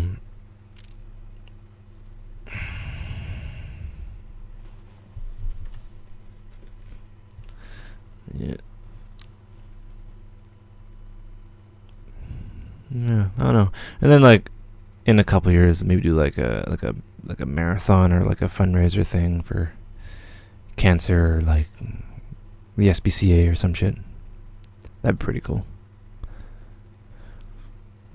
I could see myself doing this for a couple years at least, and then leaving it online, and there's like an archive. How long have I been making these videos? Since October 1st of 2012. Off and on. But now I'm more on than off. Sorry about that. Yeah. Yeah, I started right away using a crappy mic to try to explain things. And I'd breathe into it, and now I have a mic, and yeah. Glad you like the videos though. Yeah, basically everything I want to do now takes like massive planning and research, and I don't know what I would. And I have like a long list of stuff that I'm gonna cover. But yeah, I don't know. Maybe people can share the videos, share the channel.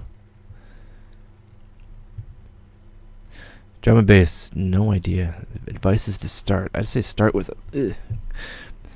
a good sample pack and go from there. And I don't know, lots of growly basses, deep growly square unison basses. Maybe. I wish I knew how to make that. I'm more of a here's how you process kind of guy. / radio commentator.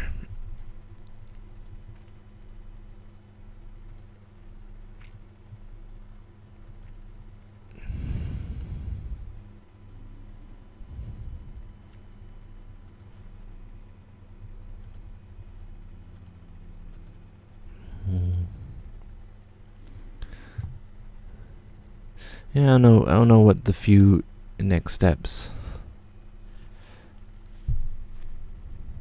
Is there any way to get the Virus TI just as a VST? If you have like a power core, but those are obsolete. They had a plug-in version for like power core, like I'm not sure what it was. But yeah, it's not a VST, it's a hardware unit. The VST just accepts stuff, but the actual hardware unit processes everything. Can't cheap out on a virus. No siree. But you get what you pay for, and it's pretty good for what you pay for. Worth every penny. Try to get it used, or get like a Virus B or a C, or an Indigo. The Snows are pretty cool. Finance it, and you're good to go. I don't know. If anyone's on like a forum, you post on the forum, because I can see if you do. Then they'll give you cake. But you don't have to do anything. I don't know. But yeah, no, there's no VST for the virus.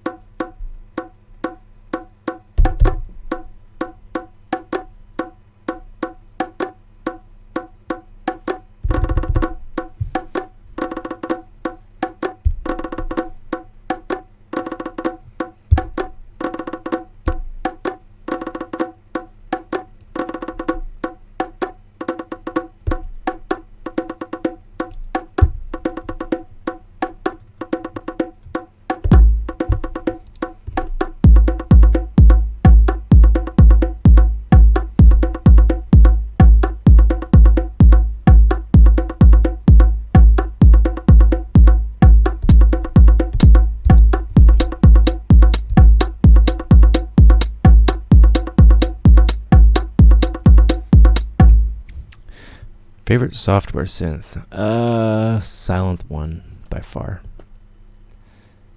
And then there's a few other ones like Predator and maybe Zebra, and then Zeta, and then whatever. Basic shit.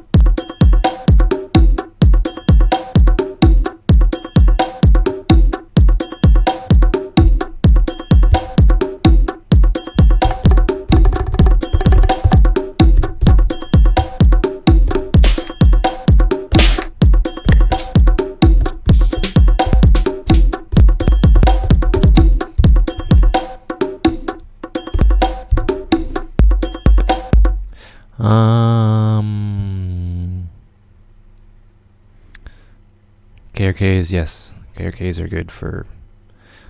Yep. It's basically getting something good that you're used to. And I'm using the KRK Rocket 8s. The old school ones, I've had them for many a moon. About 5 years. Still good. I wouldn't get the 6. I would get the 8. I wouldn't go any lower than 8 in terms of its diameter. You won't be getting the low end that you're looking for using 6. Spend the extra, whatever it is, and get the 8. You'll thank me later. Do you know about going around sampling vinyl? If I had a record here, I'd be able to sample on a record. If I had a turntable here, I'd be able to. But yeah, you just record it in, and then you chop it up. It's quite easy. I'd like to do a video on that, but I don't have a turntable. I had two at one point, two SL1200s, Technics 1200, Tech 12s, but then I sold them. Wish I would have kept at least one. But yeah, Cyclops, I have it. I haven't really been able to use it in terms of, it's just, I want to be able to pick it apart and know exactly what's going on, because right now I'm just pressing shit. Its routing is very unique. But the presets are good, I guess. Yeah, how about the sub? I don't have a sub. Typically, you wouldn't use a sub.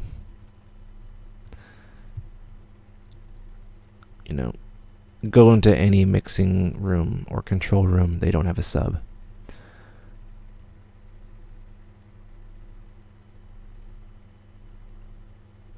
If you wanna, I don't know. Using a sub is kind of dangerous. You get more crazy.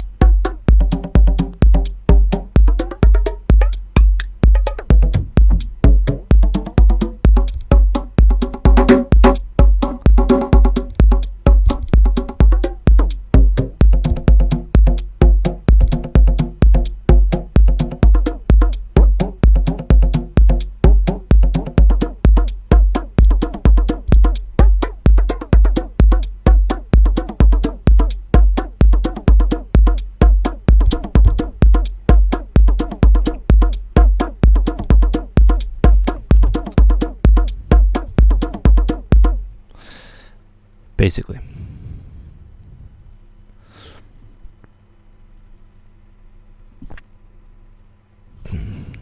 Yeah, Vespers has a nice tutorial on it. Haven't watched it, and I'm probably not going to.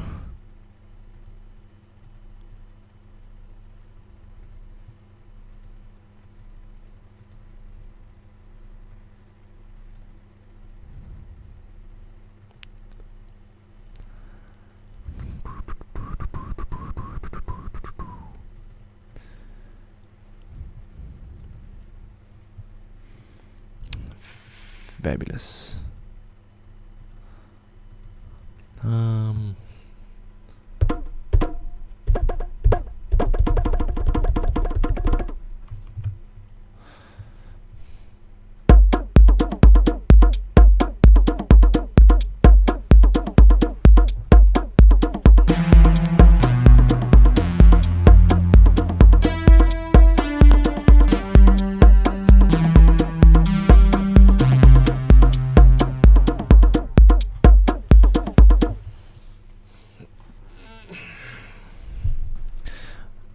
I think I've been making music for 3 years, seriously. And then I've been messing around since I was 14 or something.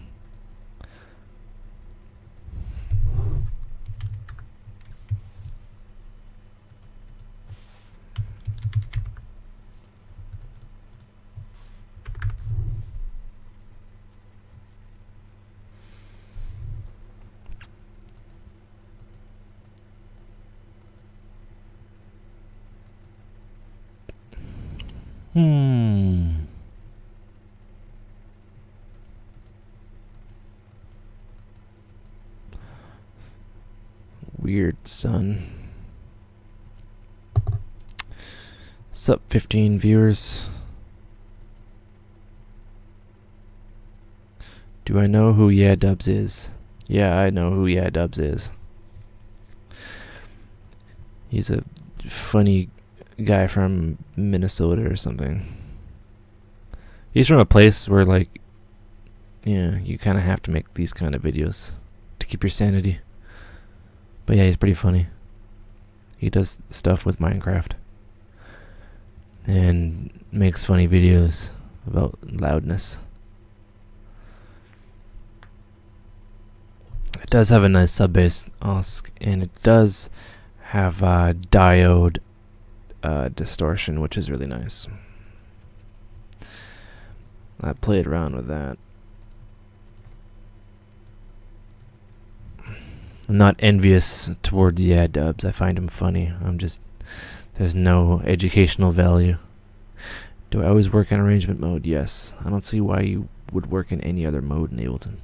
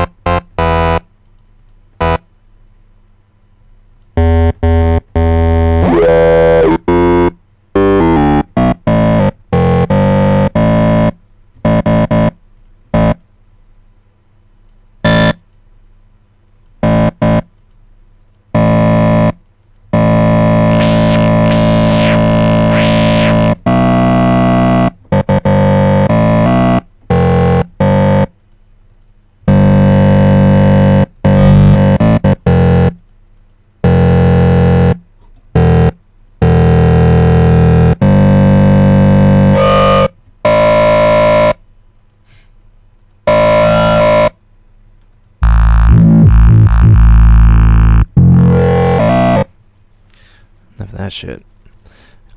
Yeah, it's really beastly, but it's kind of difficult to work with for me because I don't really know how to use it. I'm sure if you knew how to use it.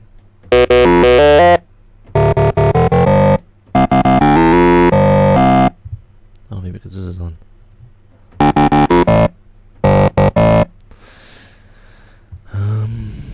What made you start? What's your favorite kind of music? I got really, really high all throughout between the age of 12 and 15. Every day. Could not even, like, couch lock high. And I would listen to a lot of trance music. And yeah, I just kind of, like, became an obsession. And then I was like, I want to make this. And this was in the mp3.com days, and there was a guy on there named Cynic Project. If you look him up, he has a lot of neat kind of music, and he had a website. Holy shit, a website on GeoCities or something. And he said, I make all my music in Fruity Loops, and this was Fruity Loops 2.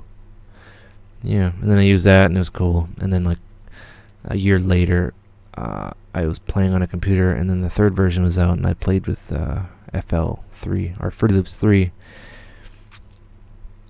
and made some patterns, and, you know, nothing passable. And I did that, you know, off and on.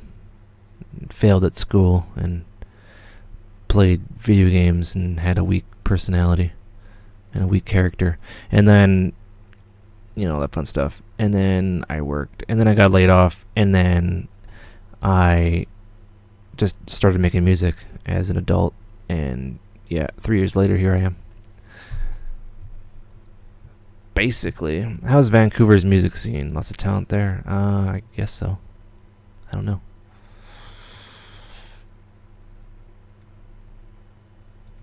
Yeah, talent, yeah, well, DJ talent, I don't know. There's the same couple DJs that have been doing it.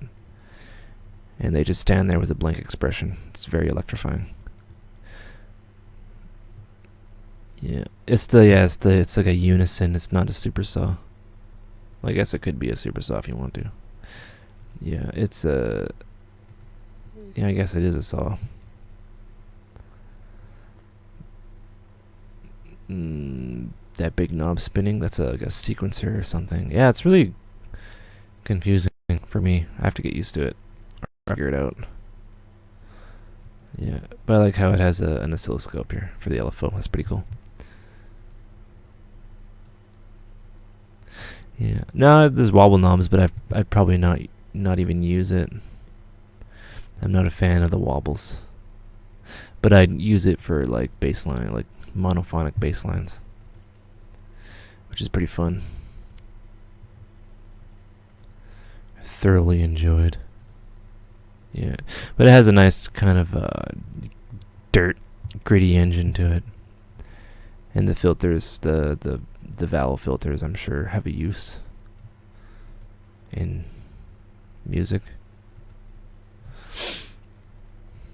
Basically, yeah, automated modulation. There you go.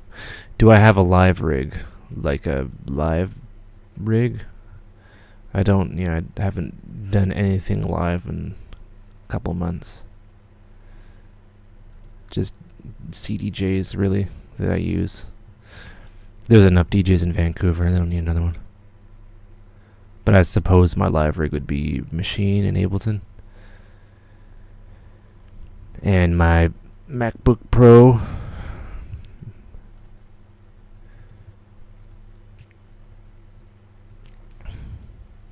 That's probably what I'd use.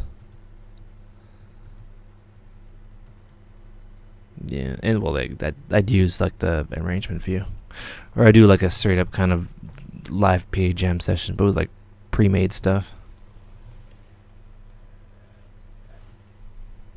Because it's all loops anyway, you just gotta trigger it. Yeah, I'd probably get Push or something. Do I make money from it? Money from what? The synth here?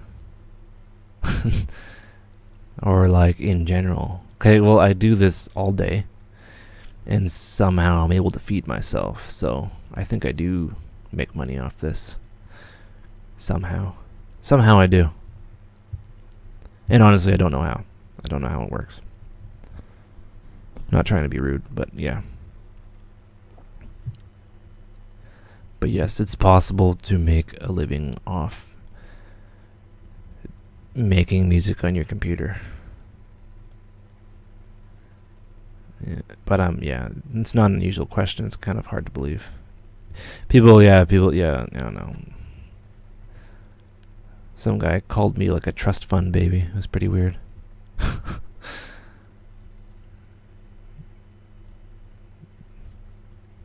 I'm like, I wish I was a trust fund baby. But everything here I paid. Everything here, except the mic, I paid for with a song. And, the tea I'm drinking, I paid for with a song. And the food that's in my fridge. And the house I'm in. DJs pay for that. And a few other, revenue streams. The wobbles.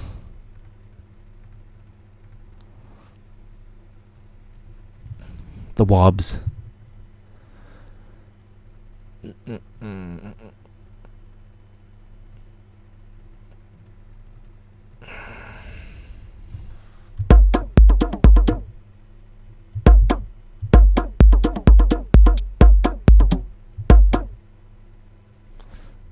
So how do you? Yeah, I sell tracks on Beatport. And iTunes and Juno Download and Track It Down. I make music and I sell music.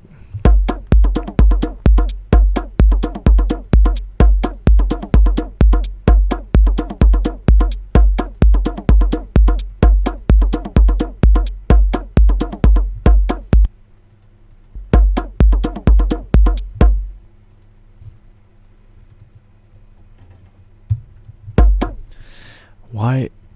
This is like the weirdest VST ever. Like you can't click on things. Okay, that's cool. It has like a serial port. Like, okay. Main menu. Sync in, yeah, we're syncing. Why is there no sound? Oh, there we go. Okay, we're hosted. How the fuck did I do that? That is the weirdest thing ever. Like, you can't... Oh, there we go. Okay. Well, it's synced. Thank God. Oh, play.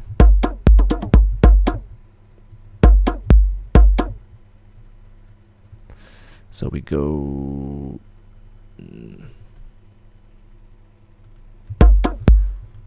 Oh. Oh, you bastard. So, I write. Okay, maybe not.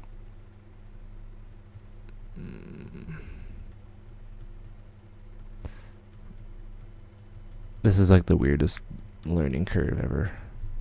I know the D16 one. I can play that one. Yeah, slide. Right now. Oh. Maybe this way.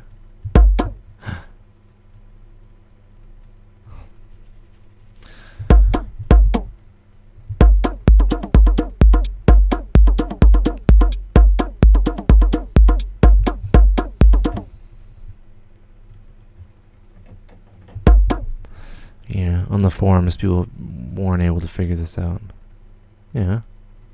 There we go.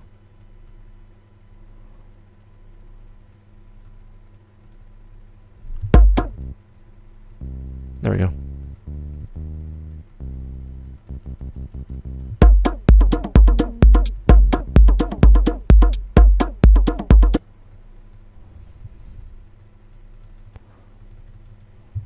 Okay. I don't like you.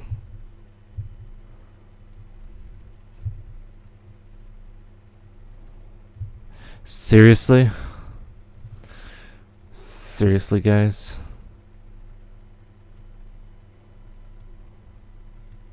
So yeah, there's one.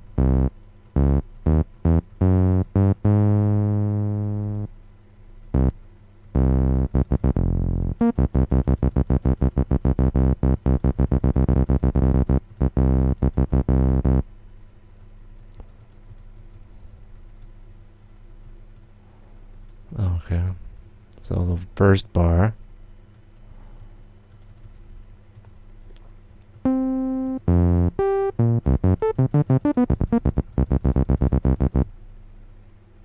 Okay, Fab Filter EQ or Ableton 9 EQ. They're both good, especially the Ableton 9 one, so it's up to you.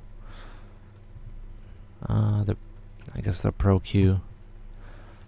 It has some neat stuff, but it's not as unique as you think it would be. Like it goes down to 10 hertz for some reason. And yeah, low cut and such. Resonant low cut.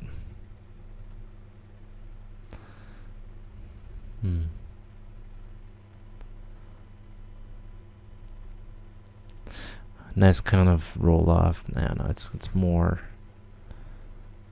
Yeah, it works in the same way, but I guess it's more surgical.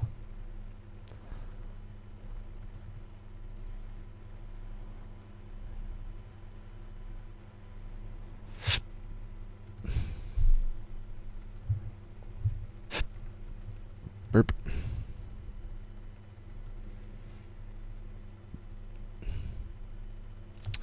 I don't know. Someone needs to ask me a question that I can answer. I can't really compare EQs because they're quite different.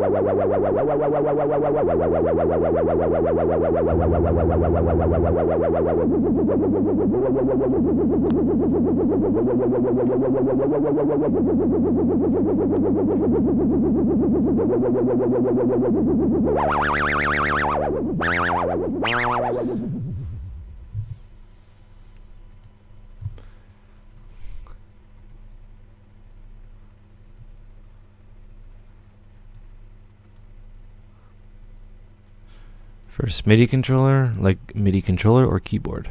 For your first MIDI controller should be, if you're using Ableton, it should be push, in all honesty.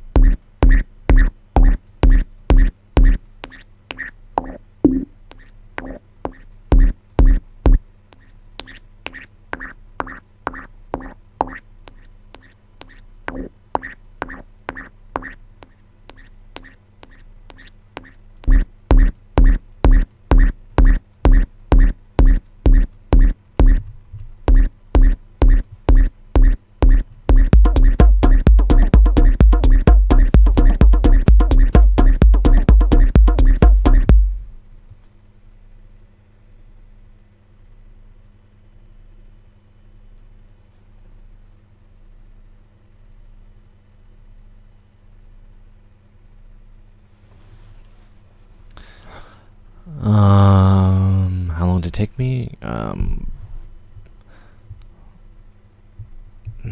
don't know. Like I had a direct deal with Track It Down, so I put the track up, and the next day it was published. So a date really. Then I got hooked up with a distributor. So yeah. Track. What sells better? I don't know. What do you mean? What sells better? If you want something that sells, just do what everyone else is doing.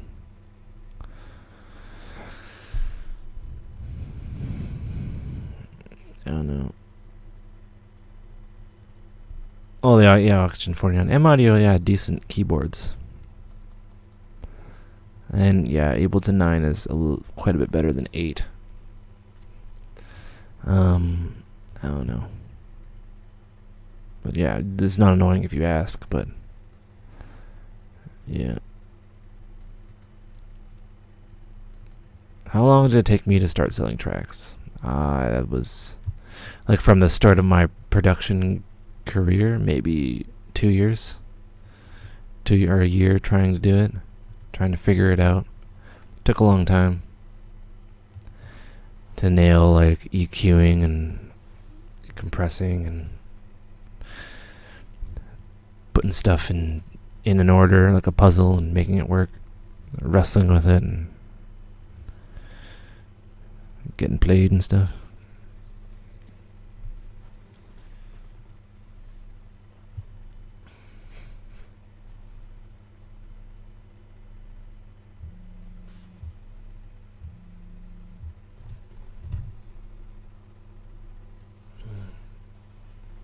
Hello? I am not. What? I was working on some stuff. Yeah.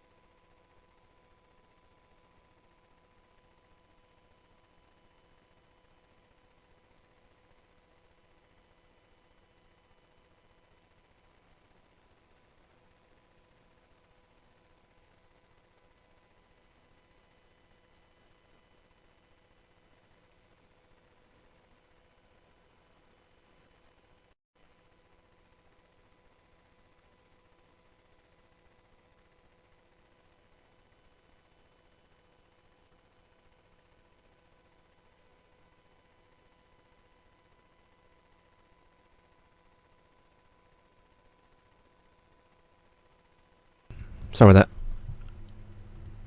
that. Where was I? Okay. Oops. What are the best learning sources for beginners? My videos. Yes, my videos. No, I don't know. Google and forums and shit like that. How do I feel about analog synths? They're cool. Like the sub fatty and the slim fatty and stuff like that. That's pretty neat. And even some of the Eurorack stuff. They're nice. But, you know, there's emulations out there that are kind of close, like Diva, but yeah, I'm more about analog processing instead of analog waveforms, and not waveforms, but you know, sound generation.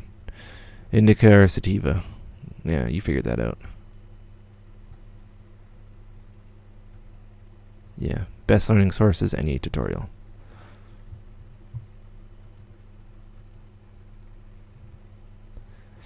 Basically.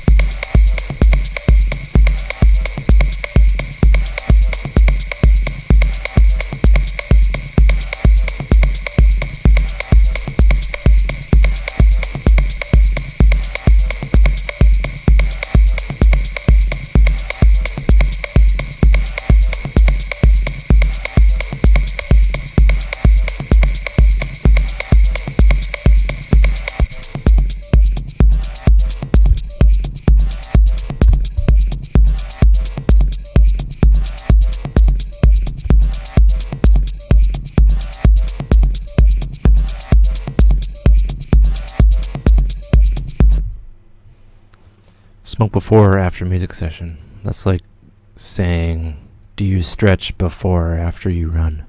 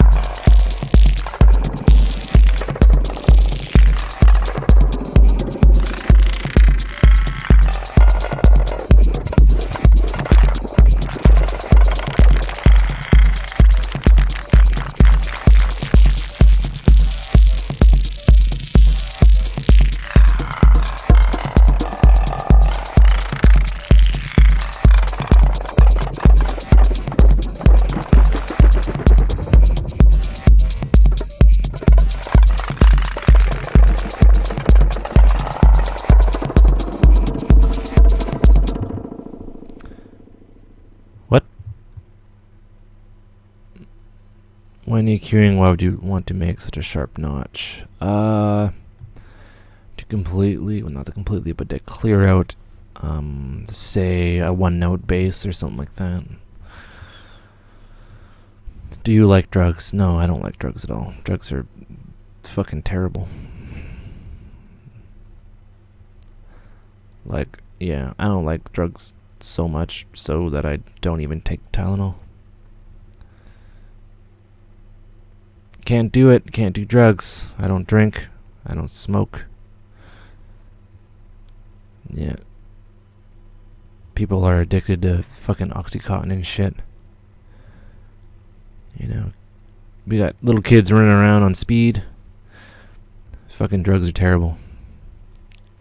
Don't do drugs. Tea and weed. Sorry. If you can call those drugs, that's basically what I do. Anything that has a side effect or anything that's like refined, it's fucking terrible for you.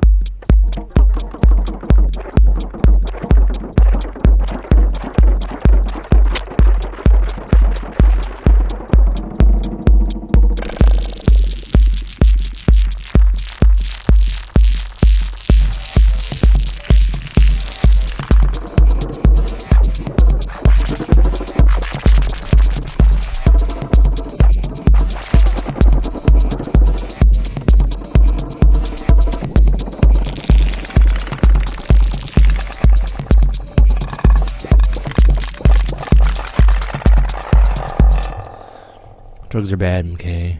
Yeah, they are.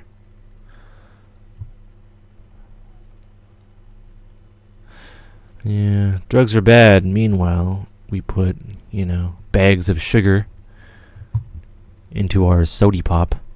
No weed. Yeah, of course weed. Why wouldn't I? Yeah, why would weed be a drug? Explain that to me, please. Explain to me how weed should be lumped in as a drug. Explain that to me. No one can, really. You know what I mean? Like a drug is something that affects your body. Okay, here's the thing. Okay, they say that the difference between a drug and poison is dosage, right? And a drug is something that has side effects, and a drug is something that if you take a lot of it, you fucking die, right? Weed, no side effects. Weed, no deaths. So, I don't know. Just a Canadian thing, really. Do you have all your instrument tracks in waveform? No, some MIDI, some not MIDI, some. Yeah, some are, buses and stuff. Yes, tea and weed. We have fans of tea and weed here. Yeah, but I don't like drugs. Drugs are terrible. Yeah, even gambling in video games I see as drugs because they're bad for you. In terms of being bad.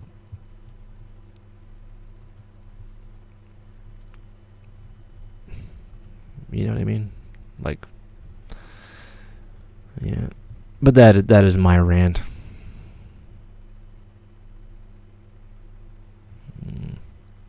I think I'm like the only tutor, reviewer, educator guy that is open about marijuana use or cannabis use, I should say. You know what I mean? I don't know. If someone I always get asked it, and I've never really made it apparent. But then I say, yeah, sure, because why the fuck would I lie? You only lie if you're ashamed. Why would you be ashamed? Anyway, a drug is a substance which may have medicinal, intoxicating, performance-enhancing, or other effects, or put into the human body or the body of another animal, and is not considered a food. So, yeah. Okay, I guess weed is a drug. You win. But sugar is a drug. Sugar is a drug that makes you fat. And it fucks up your brain. Tea is a drug. I don't know. Do I have nice neighbors? Yes, they're very nice. I live in between. I have a family on one side and then a daycare on the other. And then, yeah, kids run around. And I'm down here saying fucked up shit. Kind of sounds different when exported. That's an issue. Are you using like plugins? Are you using Vanguard? Vanguard does that. Find that you have some MIDI tracks with weird like delays. I don't know. I'd have to look at your setup. Yeah, but don't do drugs. Drugs are bad.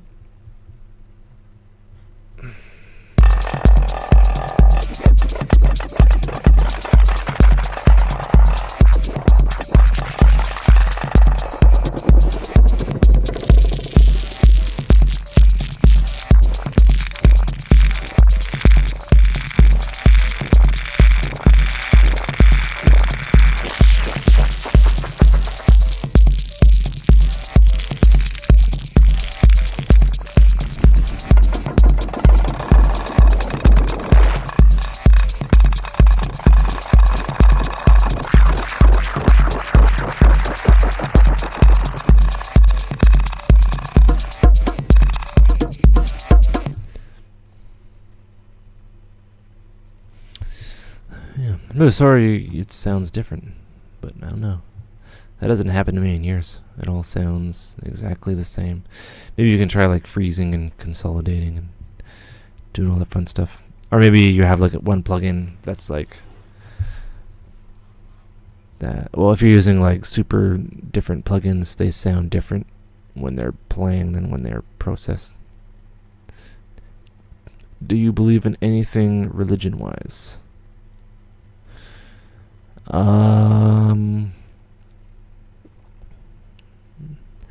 I don't know.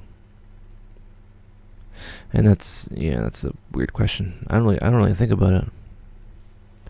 You know, I know we're all like atoms, and that's held together by like a force of something. You know. But yeah, I'm a fan of stuff. I'm a fan of you know, is sacred geometry, is that a religion? My religious affiliations. You know, it's more of a thing how everything started out as a consciousness. You know, projecting straight lines and then connecting the tops of those lines and creating spheres, you know, and then creating the seed of life and then like the root of life and the tree of life. But it's all very convoluted and it could be weird. But, you know, there's a sequence to things. And who knows what that could be. You know, especially like how everything came from like a pea-sized form of potentiality and then exploded, and then, you know, hydrogen, you know, collected to make stars, and those stars exploded, to make heavier elements, the cooked heavier elements. Those heavier elements were you know, lead, and we need lead to carry, you know, there's not lead. The fuck? Iron. Can't have iron in your blood system. You do have iron in your blood system. You have iron that carries your oxygen around your blood, which is only possible from a star dying. And yeah, it's just a cycle, and eventually we're all gonna burn out because the universe is accelerating at a fascinating rate, and then, it just turns into nothingness again. Everything cools down and breaks down. Or the acceleration slows down in a billion years, and then everything starts to contract because of gravity, and everything turns into a super holy shit black hole. All the black holes come together. Everyone's freaking out, long after everything goes into one black hole. And once it becomes, once everything becomes that one singularity like it was before, you get another Big Bang. And then there's no variation in that singularity. It's all one. So everything happens exactly the same again. Like this. Everything happens the same again. Because everything collapsed into oneness. And yeah, maybe that's what they mean. We're all one. No. Yeah, that's my favorite theory. It's called the Big Crunch, with the added, because everything is a singularity, there's no variation, so the Big Bang happens the exact same way. You need a big computer to model that, though. But yeah. Yeah. And they say, Big Bang actually, created time and space. It ripped something. And, yeah, that's why the speed of light is kind of a constant. But yeah, I like to think that, this all resets over and over and over again. That's pretty cool. Indeed, the circle of life. Yeah, it's just a cycle, like an oscillator. Or an LFO. A sine wave. It's all a sine wave, or a triangle wave.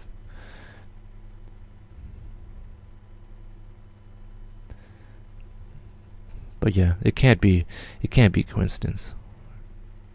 And I'm not pro anything or against anything. But the reason why molecules and atoms collapse in the way they do is probably because there's a global consciousness.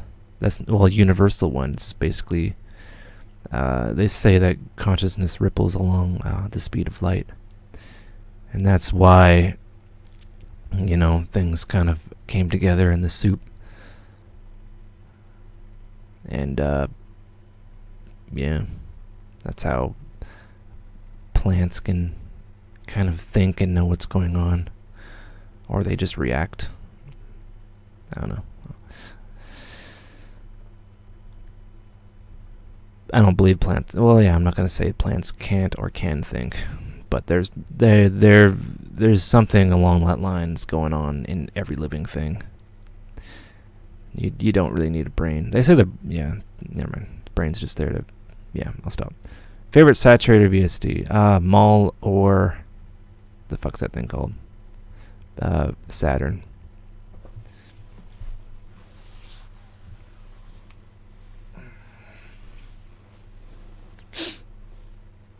Yeah.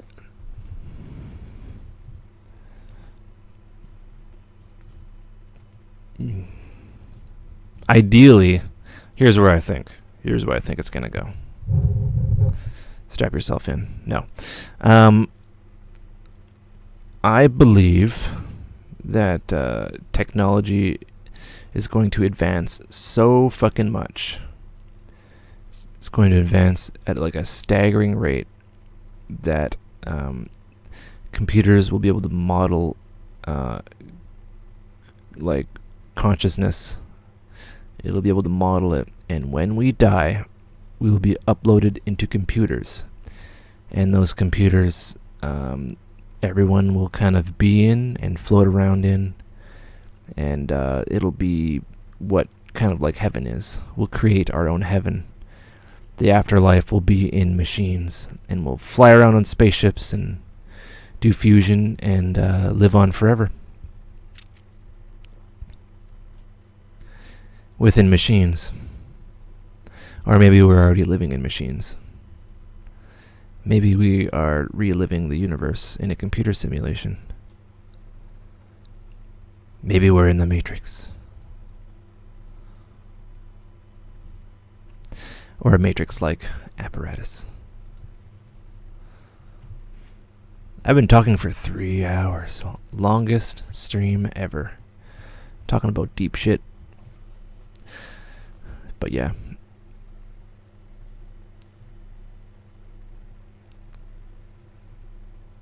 Do I believe in everything? Anything? No. Maybe. Yeah. We're all very selfish in terms of, we all kind of fear death. We all don't want to die. But how you, that's coming to everyone. But how you, deal with it, that's what fascinates me. If you can live an accomplished life, you don't fear death as much. And that's a trend. And that's kind of what we should strive for. Live something with meaning. Don't be bitter. Try not to be bitter. I know bitterness is a part of life, but don't do that. I know, that's my belief. And I don't know, we just kind of, nothing can be destroyed, it's just converted. So, if you Wikipedia the hard problem of consciousness, it'll kind of open your eyes. It's interesting. Yeah, you know what? Yeah, wake up, Neo. What's really fucked up? The difference between... Yeah. So in 60 years, we went from vacuum tube computers to ones now. If you wanted to have a gigabyte back in the 60s, or what was that, the 60s? At some point or other, 60 years ago. That'd be the 50s. If you wanted a gigabyte, you would have to have a computer the size of a square kilometer. Right? And that's just in 60 years. And it took something like 500 years from someone thinking of a plane to a plane actually working. Believe, what was his name? Plato or Galileo? Someone back in the day, they tried to figure out a plane. Yeah, so 600 years from thinking of a plane to a plane. And then 60 years from a basic logic gate transistor to fucking Haswell CPUs that are out now, that 3.6, 3.8 gigahertz. The mass amount of data that I'm sending out, it all just kind of works. That's 60 years. So what's going to happen in the next 60 years? What really trips me out is they're building a satellite that's underground that can see other universes potentially. Yeah. It's just a matter of time before we meet the aliens, and they teach us how to alter our DNA, or maybe we'll figure that on our own. We'll alter our DNA. There'll be no such thing as anger or fear. There'll be no such thing as death. Everyone will be super fucking smart. We'll be able to download our thoughts onto computers. If you went 60 years ago and said, hey, there's going to be terabytes upon terabytes upon exabytes upon teraflops upon exaflops in the world, and all of these are going to be connected. They tell you, shut the fuck up, you're crazy, get out of here. This is it. This is soldering and tubes. Soldering and vacuum tubes. Right? From soldering and vacuum tubes to wafers and lithography, whatever that is, on wafers. 60 years later, massive leaps in processing. Making music with machines. What the fuck? I'm 25. The future scares me. It scares me that the Xbox can read my can read my heartbeat. Cameras know how fast your heart's beating. It knows the balance. But yeah. Yeah. I don't know. Like, how are we going to evolve when machines do everything for us? You know? Like, is it going to be like Deus Ex? Like the real goal of humanity is technology. Like, ranging, it's not just computers, but technology that can, treat water, or, simple stuff like that. Technology that would like replace oil and gas and whatnot. Technology that'll harness atoms to power the world for a year from one single atom, etc., etc., etc.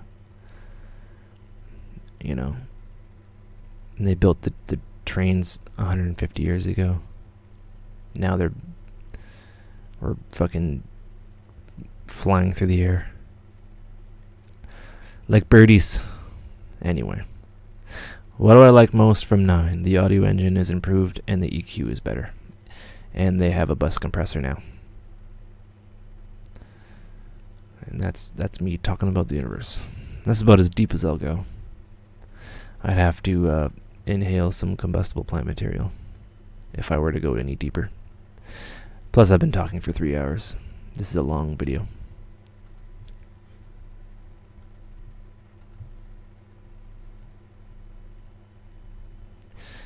Yeah, making music with thoughts. That could actually be possible. They have like things, they're brain-computer interfaces, and you can like move a mouse and shit like that. Or there's eye tracking, complex eye tracking. It's well within our reach. I'd say doing thing with thoughts, which is, sorcery, will be possible within the next 20 years.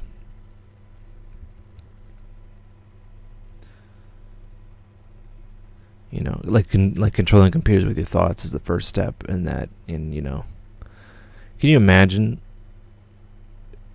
Let's just say, imagine something generous. 500 years from now. Okay, the 1500s, the coolest thing were orchestras. And people would die of scurvy in childbirth, right? Okay, imagine... compare the 1500s to today to 500 years from now, right? 500 years from now, we would have probably dealt with an asteroid or comet or whatever the fuck it is. We'll have no oil or whatever, but it won't matter because, I don't know, we'd harness the sun's energy via satellites. And, basically, I don't know. It's like so hard to think about. The 1500s, like ye old England. Do you think we'll be like one country? Will there be currency? Will people actually work? Do you think people would just be like exploring space? Like anti-gravity spaceships zipping around? Because think about it. We were thinking about spaceships and space travel, and they thought about planes. They thought about planes in 500 years, five or 600 years. They thought about planes. It took 500 years for planes to come about. So within 500 years, we'll be zipping through space doing crazy shit. We'll harness like dark energy and warp through wormholes. We might be able to time travel maybe, or create food. We'll be able to print food or something, or we could be all dead because of war and shit. But I think in 500 years they'll look back on us and be like, wow, those people went to war and shit, what barbarians. Meanwhile, we're creating things with our minds in huge mega cities. There's no suffering. Everyone's happy. Death is like a welcome, or not a welcome thing. Death is an accepted thing, and it's powerful. You go on to the next journey within machines. You know what I mean? Like no one actually, everyone just kind of leaves their body and lives on within machines. You know, and once you get like, you know, a couple billion people on a computer, you blast it off into space and they just go around collecting fuel in the forms of atoms that power their ship, and they're not affected by, you know, the big rip or the big thing. I am rambling. Do you use Ableton's operator in any way for creating? No, I don't really use bass drums. Our massive solar electric killer, 500 years. What will the music like be then? I think, yeah, they're 500 years. The music, I think it'll be like what Japanese music is right now, like hologram J-pop stuff.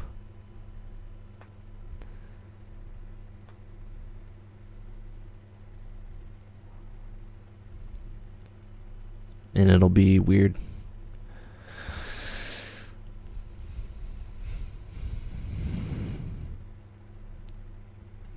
But yeah, if we're making music with our thoughts, there'd be no limit to the possibility. The limit would be literal imagination and not technical. Yeah, I guess I am talking about the singularity, but you know, yeah, the singularity, I don't think we can ever achieve it. Just like you can never achieve infinity, there can always be some sort of improvement.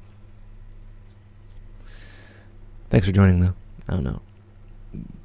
You're talking about religion, and I believe technology is religion. In terms of it's our main prospect to keep that going.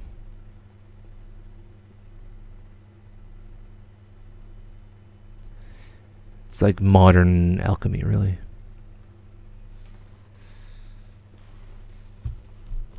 Sorry if I'm boring everyone. I think I'm going to take off. I might relax and do some stuff.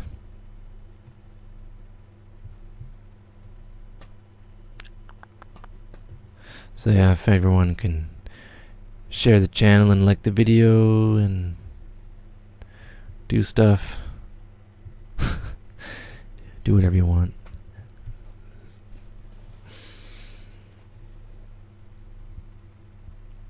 Yeah, I'm tired. I want to go to sleep. Or at least relax.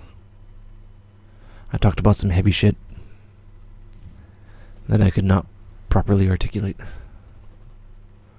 I've been talking for close to an hour about nothing related to music.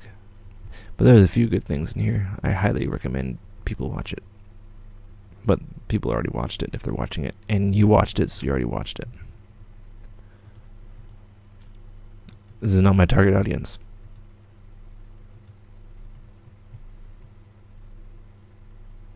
Music is religion. That is true. Oh, I got a phone call. Anyway, I gotta go. Take care. Bye.